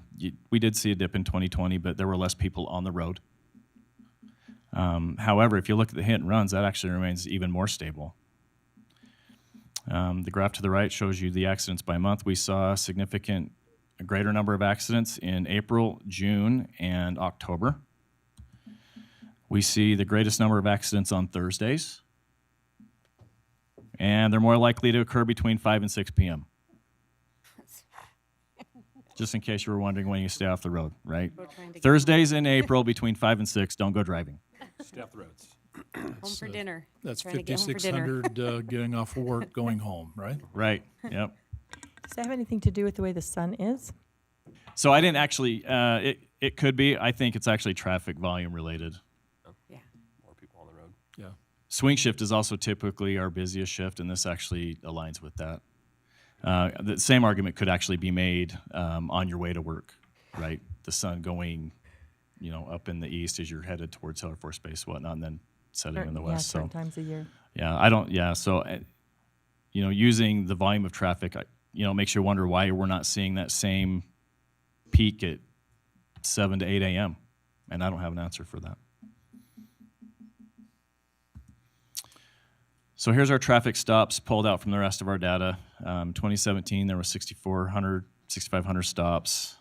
That got down to 2,635 in 2020, but as you can see, in 2021, that number started to pick back up again.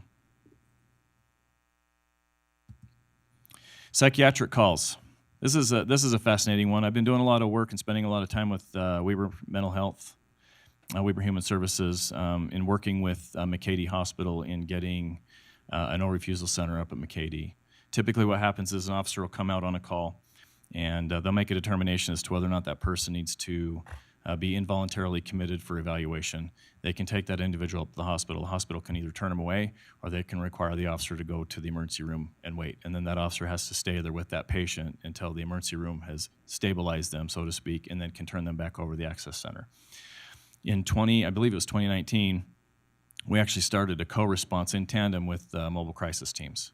And so now we actually respond to psychiatric calls with Weber Human Services. And in the event that Weber Human Services determines that they can stabilize that patient on scene, they'll just have us leave. So the co-response has been a wonderful thing. Getting that no refusal center will actually, my hope and my goal is to decrease the amount of cases that were going on, and on those cases where we were required to respond, that we significantly reduce the amount of time we're actually spending on those cases. And I think that's actually showing evident. If you look at 2018 and 2017, then you compare that to 2019 and 2020, we can see that it's working, and I suspect over time that we'll actually see these numbers go down. They're never gonna go away, but we can certainly reduce the calls we're going on, and we can certainly reduce the amount of time we're spending on those calls in working with Weber Human Services and IHC. Makes sense. So, how long does it take us to get to a call? If it's a priority 1 call, we'll be there in about 5 minutes. This is accidents, crimes in progress. These are the highest priority. These are the ones that are going to be a co-response. We're going to be having more than one officer respond. These are going to be DV calls. Priority 2, they're just 1 grade lower than the priority 1. They can actually turn to a priority 1 very quickly. And as the caller on a priority 2 call is talking to dispatch, that call priority may or may not change. And you can see also on a priority 2, we're getting there within 6 minutes. Priority 3s and 4, 10 minutes, 13 minutes. How much time are we spending on scene? Priority 1, if we get a priority 1 call, looking at the average, we can pretty much be rest assured we're going to be there at least an hour and a half.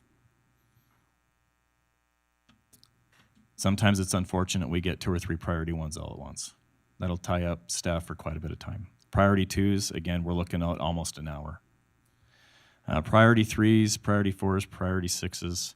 They don't actually have a priority 5. But the priority 6s is typically going to be follow-up, stuff like that the supervisor's taking care of that the patrol guys aren't having to worry about.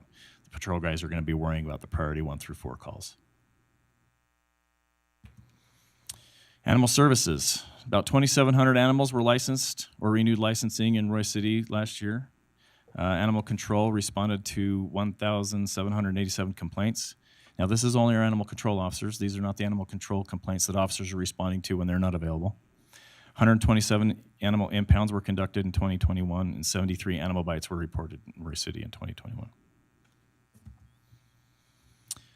Goals for 2022, we've talked about staffing.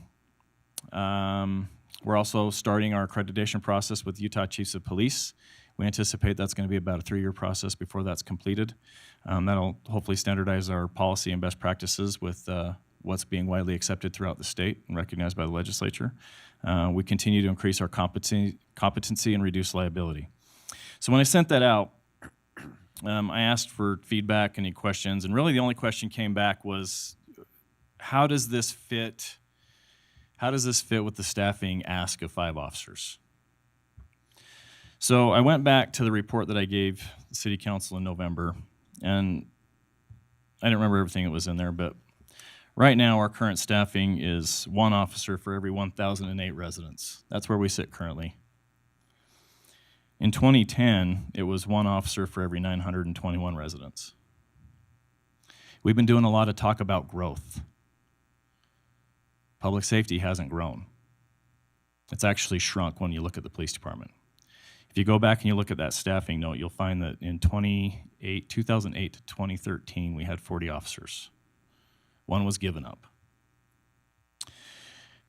If we added 5 officers, that would get us to 1 officer for every 893. That's only, 30 residents less that will be in that ratio than where we were at 12 years ago. Now, where would that put us in relation to our counterparts like Riverdale, Ogden, Sunset, Harrisville, South Ogden? Even with 5 officers, that would put us behind every one of those cities in officer per capita staffing.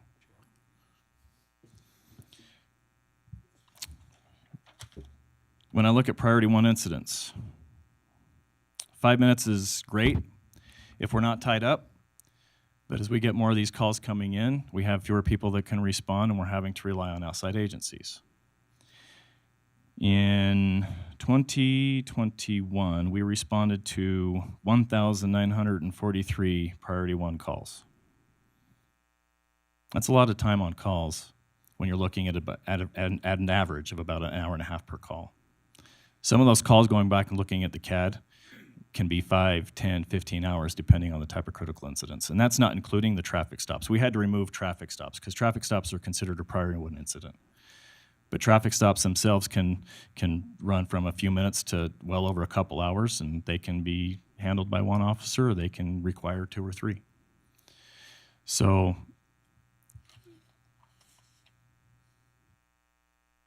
again, I know you have a tough choice in front of you, and I've been asked about the 5, what's that going to do? The 3, what will that do? That's a tough decision you guys are going to have to make. I've tried to answer other questions. I've tried to give you the data to justify and support that decision and how I came to that conclusion. I want you to know it wasn't arbitrary. And I can tell you exactly what I'm going to do with every one of those people. With that, I'll turn it over to you for any questions if you have. Come up with something while we were sitting here talking today, or? Okay, council, questions? The former Chief Hammond, is he in relation to our current Hammond? Oh. Is he? Okay, kind of figured. Yeah, Yes. related. Yeah. How many shifts do you currently run in the police department? So we have 5 shifts, and I actually forgot to discuss that. So we have 5 shifts. What I'm asking for is 1 officer for a 24-hour period. It takes 5 officers to do that. Because we're running a day shift, Sunday through Thursday. We're running a swing shift for 5 days. We have a day relief, which covers days and swings for 4 days. And then we have a graveyard shift, which is 4 days. And we have a swing grave relief, which covers those shifts while those guys are off. So everyone's on 10s with the exception of days, and they're on 8s. So just to increase our staffing by 1 person, for a 24-hour period actually takes 5 officers. The question was, can you do it with 3? The answer is, that's 0.6 people. That's the answer to that question. Then that creates a bunch of other problems, right? We talked about morale, we talked about training, and the things that we can do in-house. The more people we have in-house, the better our call response, the faster our call response, the more qualified staff we're going to have on people on that call, the less reliance we're going to have on outside agencies. The more in-house training we can do, the more we can reduce overtime, the more we can reduce our travel expenditures and training expenditures getting these officers to training. One of the other questions that came up is, how is this going to affect overtime? I think it will have virtually no effect or a positive effect on overtime. As you'll notice in the budget I prepared and presented, there was no ask to increase overtime. There was no ask to increase our training budget. Because if I can have more people to rely on, I'm not going to have to rely on those training expenditures or that overtime budget as much. Quite honestly, it will create, I believe, division on the crews, because you will have crews that will have staffing that will allow them to operate above minimum. They'll be able to take vacation, they'll be able to take sick leave, they'll be able to get to go to training. And then there'll be other crews that will not have those opportunities. Are staff hired for a specific shift, and how often do they interchange between that, or is that an assignment that rotates? They are not hired for a specific shift. They rotate through their shifts 3 times a year, and they do what's called a shift bid at the end of the year. So what we do is we build our calendar at the end of the year. We tell them we're getting ready to build our shift bid for next year, and they can hopefully get their affairs in order for that following year, whether it be vacations, stuff like that. And they'll talk with their families, and they'll come in October and November, and it's literally like a fantasy football draft. We put up a big board, the sergeants go first, everyone gets behind them, and they pick all their shifts for the year. Some guys love day shift, and they will pick a day shift every chance they get. Some guys love grave shifts, they'll pick a grave shift every chance they get. In the past, it was hired and you went where you were told. We've tried to get away from that. We want people working shifts that they're happy with, and we're doing what we can to provide those opportunities. So when you hire someone right off the bat, what's their vacation? Like 1 week, 2 weeks? And then what's the maximum vacation? The more years they come, they get a few extra days every year? That's a good question. So when they hire on, they actually don't have any vacation or sick leave. They have to accrue it like everybody else. But the one thing we are doing, and we've done specifically with our laterals, is we know that they don't have the vacation, and so we're allowing a new hire to accrue comp time for the first 12 months, at which time we hope they have built a sufficient vacation base. After that, we say, okay, you're no more comp time. That's going to be reserved for those that are on call status, because our comp time spending actually got a little out of control.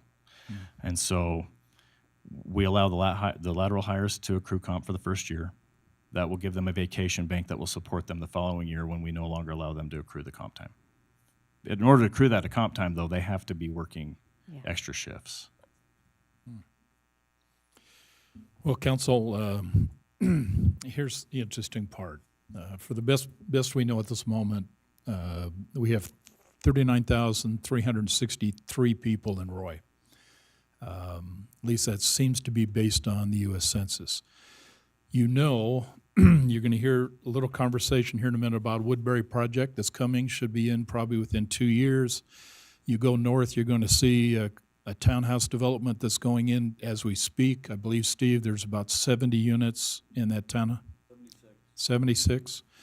We have a proposal down by the train station. You've seen that.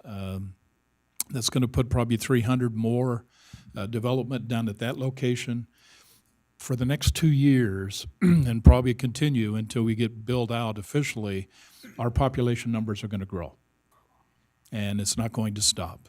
And the question's going to be is that what kind of police force, what kind of fire department's force is going to be needed in order to sustain the increased population requirements. And those are realities. And so we're not stagnant. We're going to continue growing. And I think the proposal that is sitting in front of you, the last page speaks to the issue that says it is the intent of the police department to basically consider increasing staff. Although you say 5 police officers, I think somewhere in that mix, I remember reading something, you also have a little need of help at some point in time over the next couple of years to deal with our animal control, because that seems to also be expanding and will expand when you bring a lot more people in. So the question at hand is going to be is it how are we going to equip then this department as well as other departments so they can do their job and do it effectively. My only question I got, you've answered everything I was going to ask except one, and it's a little off note, but I just have a question for you.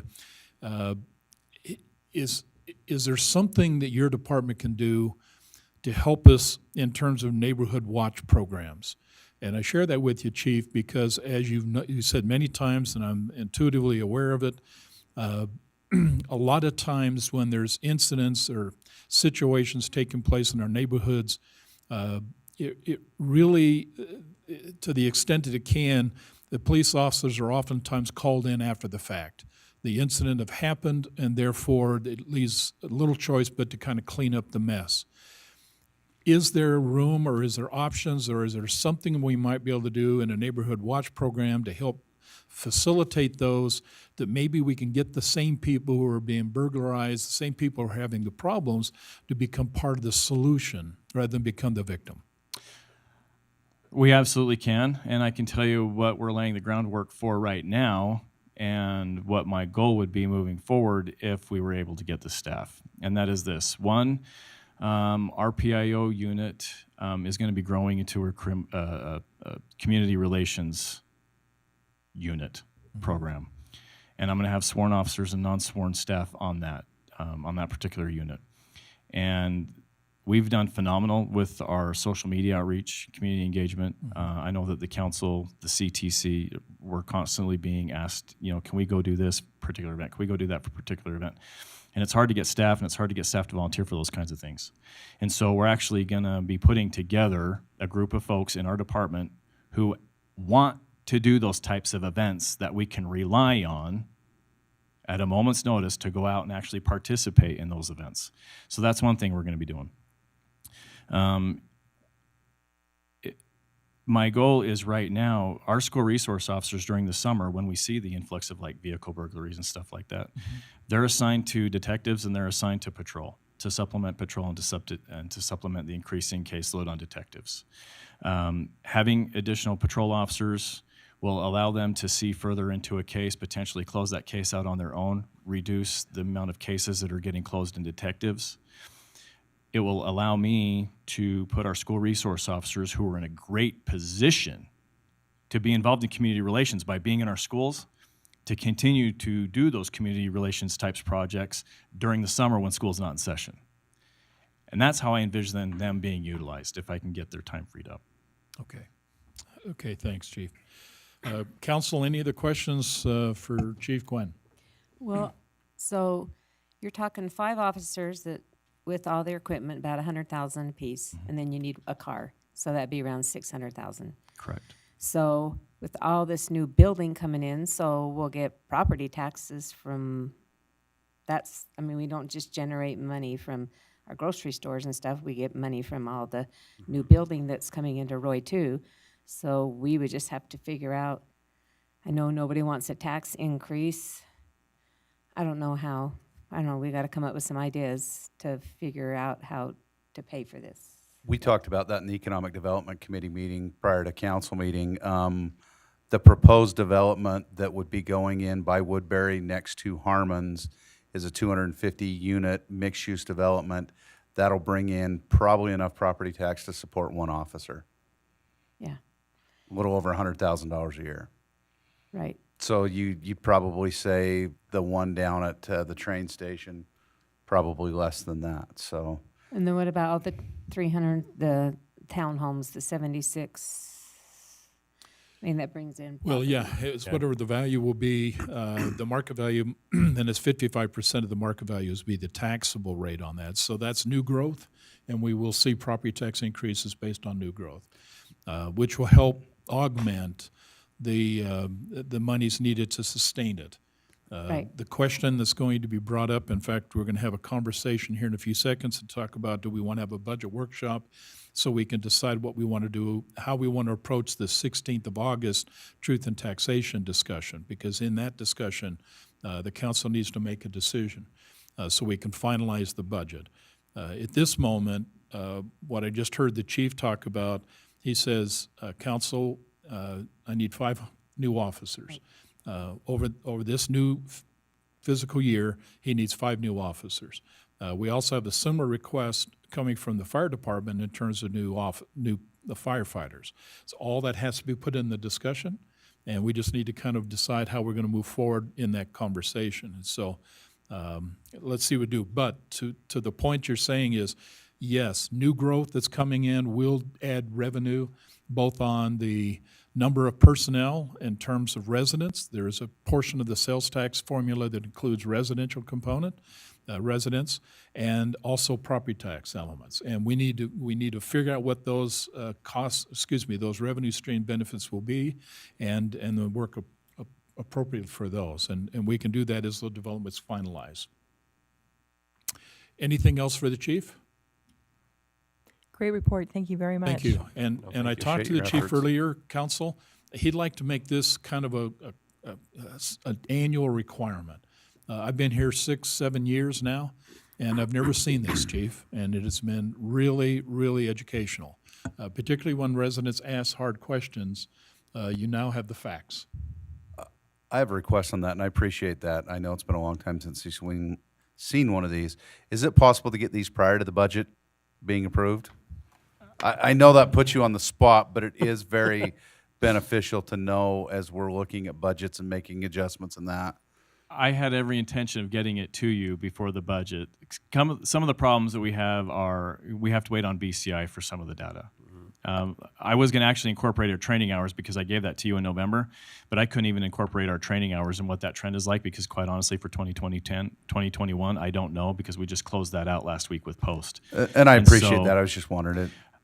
That is my goal but again, this was built from scratch. You'll have a template going forward. I have the template, and you should see it much sooner than July. Perfect. That'd be perfect. That wasn't to put you on the spot. It just makes no. It makes it a little easier to make I wanted you to the see hard it. decisions when we're being. No, I wanted you to see it sooner. I know it optically it doesn't look that great, and I apologize, but I have thought about that. I just wanted to prepare something. I appreciate your efforts. Like I said, I wasn't. No harm meant asking that question. That was great. No, it's a justified question. So and I have a comment on that. What a great way to promote and showcase your officers to show us what they're doing for the budget. My favorite part was the goals and what you put in there to show you're making the department better. That really caught my eye. I liked it. Thank you. Yeah, great comment. Yes. And Matt, with that, since we've started on this path over the last few months, we've seen both the police department and fire department providing data to us as we're working through, obviously, budget requirements, but other important things. May not necessarily be such a bad idea if you consider having the other departments consider doing an annual report as well. I think it gives the council really good perspective that says, hey, these are the kind of things that are unfolding, what's happening day to day, and it makes it easier, I think, for the council to say, we're doing some great things, and more importantly, we need to provide support to it. So, again, thanks, Chief. Exciting, though. I can promise you that. Okay. The budget one is exciting enough, but from the finance, I'll lecture you on accounting for an hour. I bet Travis could provide a riveting annual report. Yes. I think Amber could do a really nice job giving us at least a 2-page document that talks about an annual report. Okay, thank you. There are no discussion items scheduled, so we'll go right into the city manager and council report. Matt? Yeah, thanks, Mayor. Last week, the city received a interlocal agreement from Weber County. This is dealing with the CJC. It's been a little bit since we've last discussed this. They were thinking about building a CJC facility about 6 to 8 months ago. We had a couple of problems with it. One of them mainly was the fact that the CJC would own that. This interlocal agreement takes into consideration of Weber County owning it, but it would still be that $165,000. I have not heard back from them to see who else is participating with the CJC building, but we do have that interlocal agreement that you'll be seeing shortly. We'll just have to have legal review and everything. So with the budget kind of in limbo right now, we can make an adjustment with that budget. I can't see amending the budget before that takes place, so it would have to take place on that August 16th date. Last week, or 2 weeks ago, we did talk about the general plan and the bid from that. It was the $15,000 bid. Going back, I just wanted to let you all know about if we go out to bid, we don't have something that we can really edit. We don't have the data points to that of where they gathered that information from. So if we go to them and request that information to us, I can't promise that that bid is going to remain the same. So I just wanted to make sure we wanted to go forth with that before we get more bids, because we do have to go back to Landmark and get that information from them. That bid could go up. I have no idea. This is kind of a territory that I've never gone into. So that $15,000 we can take care of maybe with the RDA. We discussed this today in the economic development meeting today. We could take a portion out of there or in the community development budget as well. But I just wanted to see if you wanted me to still proceed with that. Let me make a comment, Council, and it's important we understand that. It was 2002 when the last general plan was approved and finalized. It has been amended, pieces of it. Certainly the map has been amended. But this has been the first time in 20 years that we're finally within reaching distance of finishing up a general plan that we can now move forward with. There's a good argument to simply, we've invested tens of thousands of dollars to get us this far. We need to finish this. Because right behind this, Steve's will have the Planning Commission working on a new legislative document approved this year that he has to amend that same general plan to include water conservation programs. And so it's evolving, but we need to baseline that document based on the approved meeting we had about a month or so ago. So I would encourage you to strongly consider directing staff to go ahead and getting this done. Get it done so we can move forward. I would recommend that. As we talked in the Economic Development Committee, I don't know that we can appropriate the funds here, but I would, as a board member of the RDA, make a donation to the city out of the RDA funds for the $15,000 to get it done, knowing the fact that a portion of the general plan affects redevelopment, it affects community growth and that. So I would make the recommendation that the money comes out of the RDA. And we pay Landmark and not send it, because again, our risk of taking it out to bid is, one, Landmark holds our file. I mean, who knows what proprietary system they have it in. So again, are you saying you would take and just pay Landmark and let's get it behind us? Is that my understanding? Yeah, I mean, I would back that. I agree, because I wouldn't want, to go get another bid and then that's like you doing the homework and then doing something, then having someone come in and take over. Right, and finish it. And it's just, would be just too confusing. It's disingenuous, as I say. Right. We've already been down the path with Landmark. So is it just the data numbers, or is it all the changes that we? All the changes. All the changes. All of And them. data is the biggest portion of Right. it. It's like Right. $9,000 of the 15. Yeah. And that data is, 3 years old, I think, and that's the reason why we wanted it updated. Right. I think we should just make Joe pay for it and do it. Yeah. It's double rewards points on my credit card this month, so we're good. Let's go. Okay. This has been talked about a couple of times in this city council meeting, but I wanted to officially notify you that Woodbury Corporation, I believe, the development group did submit plans up by the Harmon Complex for a mixed-use development. Which, by the way, that is now public, and I'd strongly recommend, council, you drop by Steve's office and you get a copy of what is being proposed. Go ahead. That's great. That's been 2 weeks away for how many months? There you go. So, and then we want to discuss, I'll have Brittany send out some requests for a possible work session. I know this time of year, there's a lot of vacations, but that 16th, April 16th, or August 16th. April 16th So sounds you're good. thinking taxes, it's Yeah, okay. I'm thinking taxes, but the August 16th date is going to be fast approaching, so we'll be working with a work session with that. Just to let everybody know, I think most of you know this, that on that 16th date, you cannot have anything else on the agenda, and we will have to start city council at 6 p.m. instead of the regular 5:30.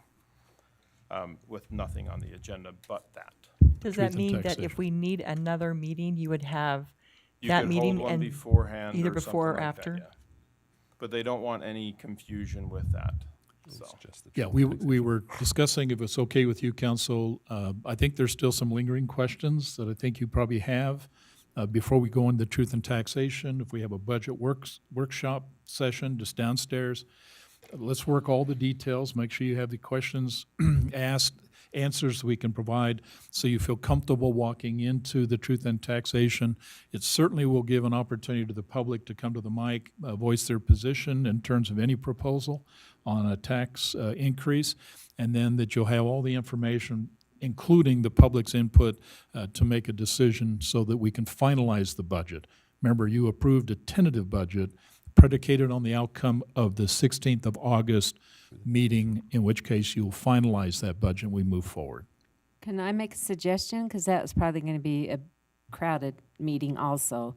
And even though we said 2 to 3 minutes, I think we should have a timer and it's set. I've had so many people that listen to that meeting. Is that what's sitting on your desk? Yes. Yeah. I would also recommend we don't do it here, that we do it at the library. Can we do a change? Can we do it at Would the, have to see if the public notice what it says What our that was already requirements sent are. out. I mean, Weaver County. we all went through it a couple weeks ago. I'm glad to listen to everybody that comes, but to try to get everybody in here and to allow room and Okay. breathe, it'd be nice to have a Out. bigger venue, whether a library, I don't know where else Okay. we have the opportunity, but this is probably not the best venue for it. Okay, yeah, good point. Yeah, well- We ought to at least consider that, but there's also some restrictions, I believe, if I remember right. So let's work out the details, see if that's an option. But let's present that at the budget meeting, okay? Budget workshop discussion, so we have a clear vision which we're going to move forward with, okay? And then last but not least, Roy Days is fast approaching. I thought if Randy and I wanted to tag team this, I just wanted to let you know that Jody Call does a great job of sending an email out notifying the city council of everything that is needed to be attended to, such as art council, all the dates, the specific times that the council participates. So she will I'm be not so sure. She's going to do that. She will be sending Perfect. that out, yes. Yeah, perfect. So, And just roydays.info for anybody that wants any additional information. I have a question, Matt, in regards to the CDHC interlocal agreement. When are they wanting that $165,000? they really didn't give us a timeline. They drafted that interlocal and sent it over to us, I think, on Friday or something. July of 23. That's what I'm thinking. Yeah. So have they started the building then? No. No. No. Oh, okay. No. One other comment, council, sure we got all this. Please consider, I'm not going to bring it up in detail because you can read about it in the paper. I've always been concerned about our parade, and particularly dealing with children. And the incident that took place in Kaysville the last few days, was dramatic, incredibly difficult for the entire community, especially the family. We certainly don't want a repeat of that, in Roy. So we just need to listen, maybe learn from what took place, how did that happen, and then provide at least some oversight or stewardship on how we execute that. And Travis, I think your team is probably going to have a lot more involvement with the parade portion, I suspect, although it's hard for me to figure out who's got what in that realm. But at some point in time, if there's anything we can do, Matt, to at least check every float, make sure we don't, it's private property, it's obviously they're there, but dang, I think we can at least go up there and say, that child should not be sitting on that edge like that, or do something before they start down that path, because we just can't let that happen here. I've often worried about kids running up to the, Yeah. and I know there's crowd control trying to attempt it, but as you're throwing candy, just make sure you're reminding everybody to get it out as far as you can. Right. I mean, I'm probably guilty of hitting people in the head with it, trying to throw it far enough. But my fear is having somebody run up to the float or the vehicle or whatever and getting run over in the process. Yeah, we have an age limit in terms of who can throw candy, and it's specifically so it gets into the crowd. One of the Start sorry. doing your exercises now. One of the problems is people sometimes just don't listen. I get it. It was a Jody does a fantastic job with the Roy Days, and for as long as I've been on there, it's been one of our main concerns. I know. And it really, a lot of it comes down to the candy. We had a couple of close calls where I was actually standing and I was responsible for keeping the kids away. And the semis turn the corner and the kids are running out and little kids are throwing candy, just literally dropping it off the semi, and you're trying to get everybody to hold back. And I know it would be really hard to pull the trigger on not allowing candy, but I think that's what. We're one of the few cities left that does. Correct, and that's, and that's where a lot of the liability is. And that was the issue in Kaysville. So Unfortunately, we have a tendency to always allow an incident to drive a decision. Let's not let the incident drive the decision. Let's just common sense. And I think we have enough experts with the chiefs here, particularly, that they can provide at least some guidance on how we do that. So it may be too late this session as we move forward, but certainly if it's the city's position would be is that we stop throwing candy, then let's make a decision early enough that we can make that happen. But I think they can provide, both chiefs can provide some evidence to suggest there are risks. Maybe we need to mitigate the risk. So let's figure it out. There's dentist offices that throw Frisbees. I mean, we'd have to eliminate all that because that's my grandkids go after the balls and the Frisbees more than they do the candy. Yeah. So These are interesting Like I say, times. we're one of the few cities left that allow anything to leave the edge of the float. Yeah. well, and I that's it. think like Yesterday. that little girl was in that Yesterday. dance, on that dance float, whatever. I'm sure all those people that are going to have those now, knowing what happened, are going to be I don't want to say anything in public comment, but I'll talk offline with you guys as far as be my very understanding. careful. So Could they do something like have spotters or have each float have designated people? We in essence do with how we have it written as far as, but again, it comes back to if people adhere to the rules. Yeah, and it's also the participants that's watching the parade that's coming Right. to the float itself. That's where, and we do have the spotters going up and down the parade route, and we do have quite a bit of staff. Right. It's the people on the floats throwing items, and it's the People crowd going into, yeah. right. Yeah. Let's just think this one through and be very cautious, and let's just see if there's something we might do going forward. Okay, man? Because I think there is too much risk, and again, we don't need a disaster to basically trigger a change in our policy. We can get ahead of this if we need to. So, okay. Any council? Anything else? I had a couple comments on a Boys and Girls Club last week. I was invited to the grand reopening ceremony ribbon cutting for their teen club, and I was able to be a part of that. It was pretty exciting. There was some donors there giving money to the club. There was RC Willie's has donated $10,000 in furniture. That was exciting to see for their teen room. So the kids are excited and they're using their space. So that's perfect. Great to be a part of a team like that. Yeah, that's perfect. Other comments? Yeah, no, I just need to, as liaison to Public Works, just relay something from Ross Oliver as it relates to where we're at with the complex. So we have gone out and actually retained a mechanical engineer to go in and do the assessment in terms of what is needed for the boiler. We've had quite a few people in the community reach out and say, hey, I've got a boiler. I mean, we had like Rush, the complex out, the old Rush complex reach out to us. None of those boilers will actually work just based upon how old the actual boiler is. So the mechanical engineer is coming in and doing the assessment. And what Public Works anticipates is we'll have his assessment in terms of, the proper size, things like that for the boiler, probably by the last week in July. So given the dollar amount that we're probably going to require, it's going to have to go out to public bid, public sealed bid because of the dollar amount that's actually out there. So we're probably realistically before, just on the boiler itself, according to Public Works, that, we're probably going to be like mid to late August before we actually have a winning bid. And then from there, that's when the clock actually starts ticking in terms of how soon they can get it to us. And that takes into consideration supply chain issues. And then once we get it, we don't know how long it's going to take to install. So we are probably realistically, if we were to take and throw a dart, probably not until after the first of the year that we will have the pool at the complex actually up and back in operation. Okay. So That's just wanted good to report that. information to know. I just wanted to mention that we have our second concert in the park on July 15th at 7 p.m. It's on the south side of the library there, and last concert was great. And this concert, we have high pressure, but it will be the Hell's Family Fiddlers, and so bring everyone to come and see how that all works out. So, and then the next one will be in September. So. Yeah, and that's a great event. Great to see everybody out for that, and certainly need to promote that 15th of July for the next one and the third one that's scheduled. So, yeah, couldn't be more pleased. Couple of comments on the fundraiser. We actually fundraising event or fundraising. What do you call For the complex? events? Yeah, with so Allen there Hall. is fundraising Efforts underway.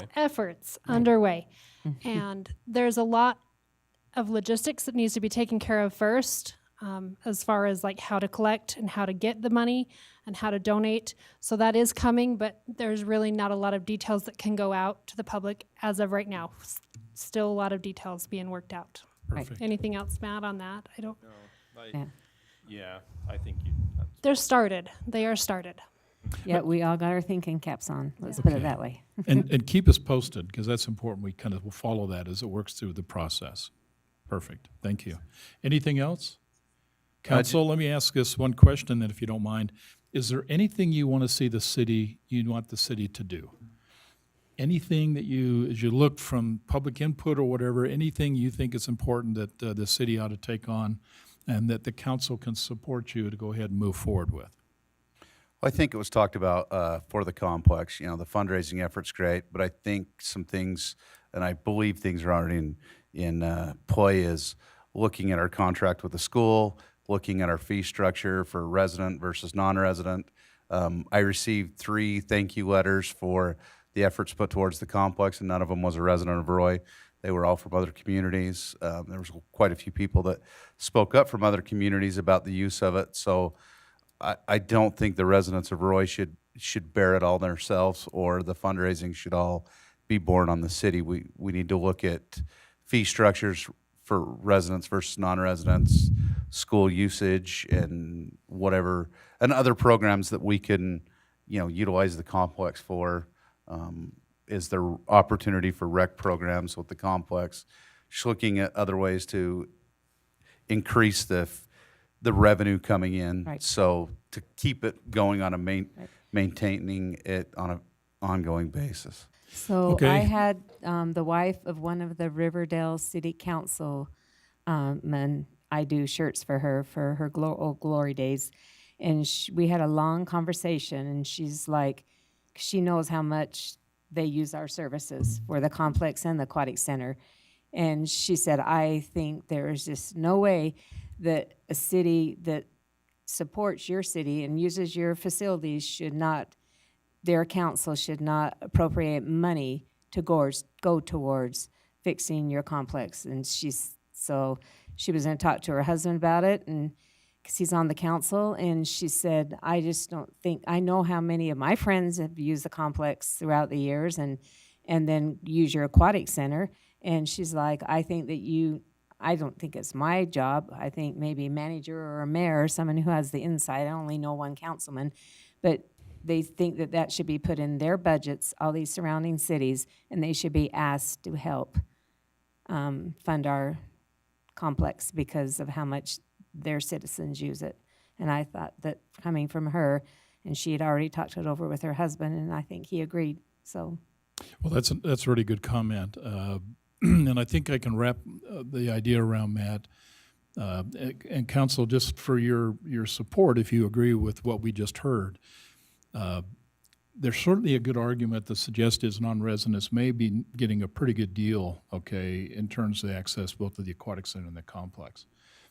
Certainly, if you heard a lot of the testimony that come across the pulpit, there was a lot of people, a lot of emails that I received, and I forward everything I got to you. A lot of people who don't necessarily live in Roy, but they definitely benefit from the complex and the aquatic center. Should there not be at least another updated review in terms of the fee schedule that we're charging non-residents? And if you support that idea, that can be a tasking from the council to the staff that says, let's take another look.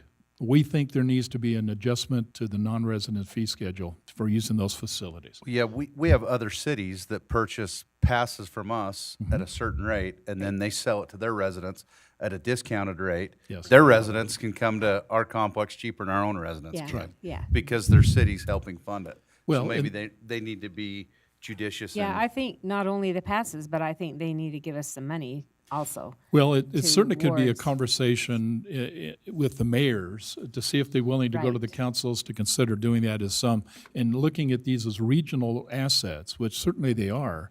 But Right. the harder question would be is at least to get us started as we start this process, would you then support the recommendation to have staff take a look at the non-resident fee schedule? And to some extent, I heard in the conversation, the schools. The school pays about $3,000 a year, okay, to use the complex.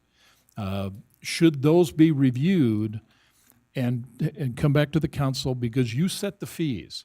You set the fees for non-resident. In fact, you set the fees for everything, but you set the fees for non-residents, and you set the fees in terms of what we charge the schools. Right.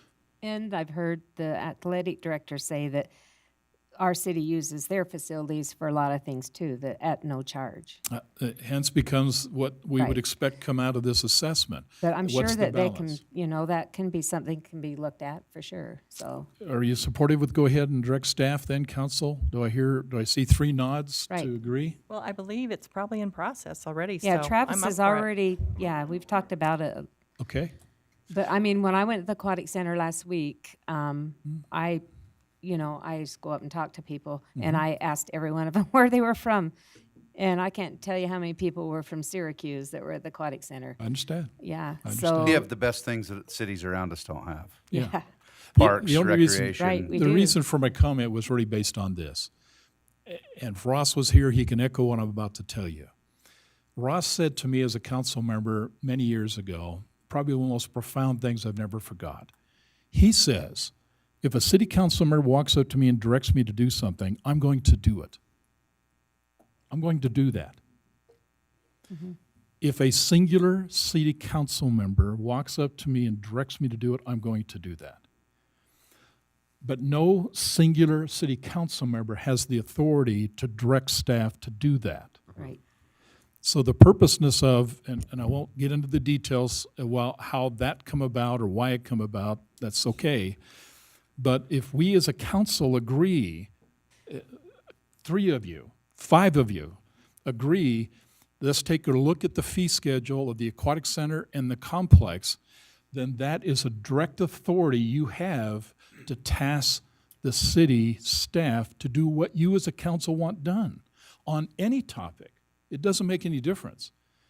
I just want to do everything I can to help the staff to not have a city council member walk up and say, I want a speed bump at the North Park. And that's exactly what happened.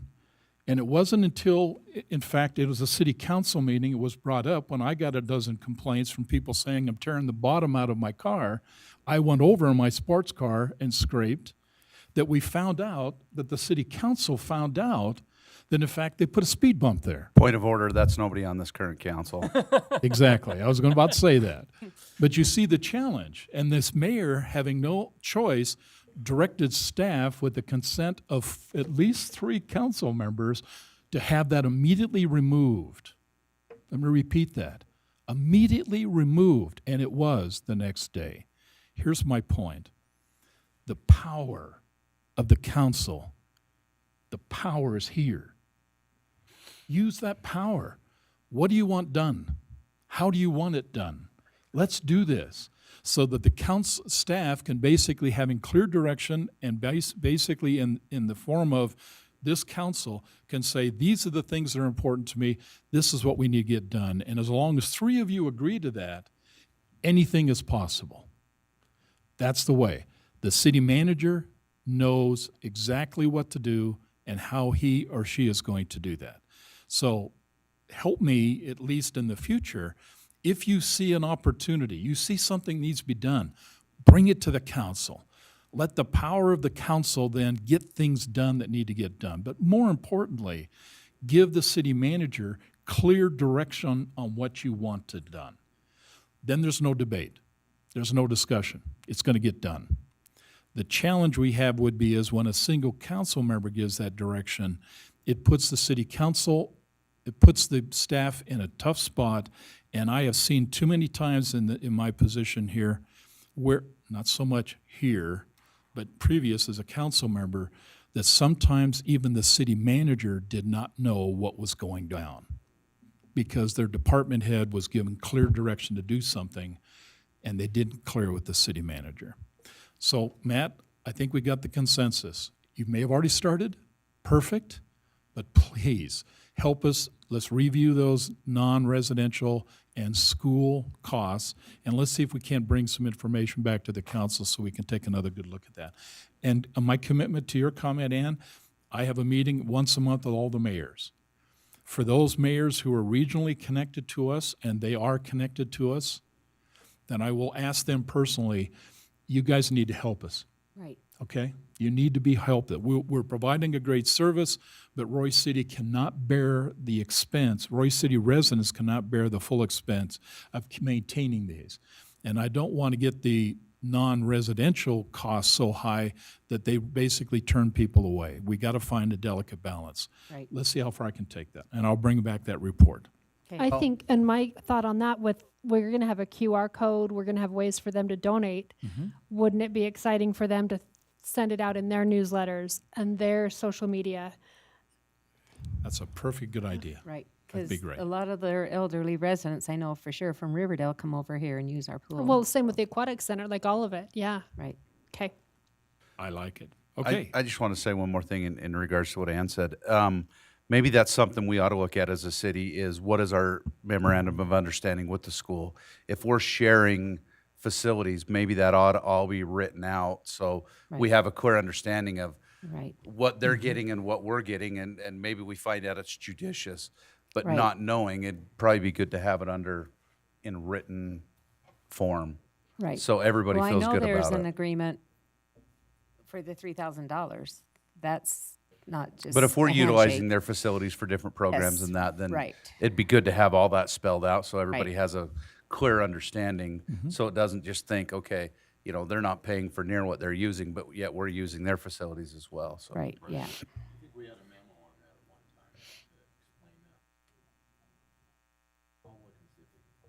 That'd be good. Thank you. Okay. Anything else, council? No, did Ross take down that old Royce, welcome to Roy City sign? I don't. Okay. I think it was going to wind up in your backyard. That's the rumor. Okay. Okay. With that then, do I have a motion then to adjourn? So moved. I second it. Okay. All in favor? Aye. Any? I said aye. Not? I said aye. Oh, gotcha. Okay. I Just wanna checking. say Hey, we are adjourned. Thank you. Good meeting. Got things done.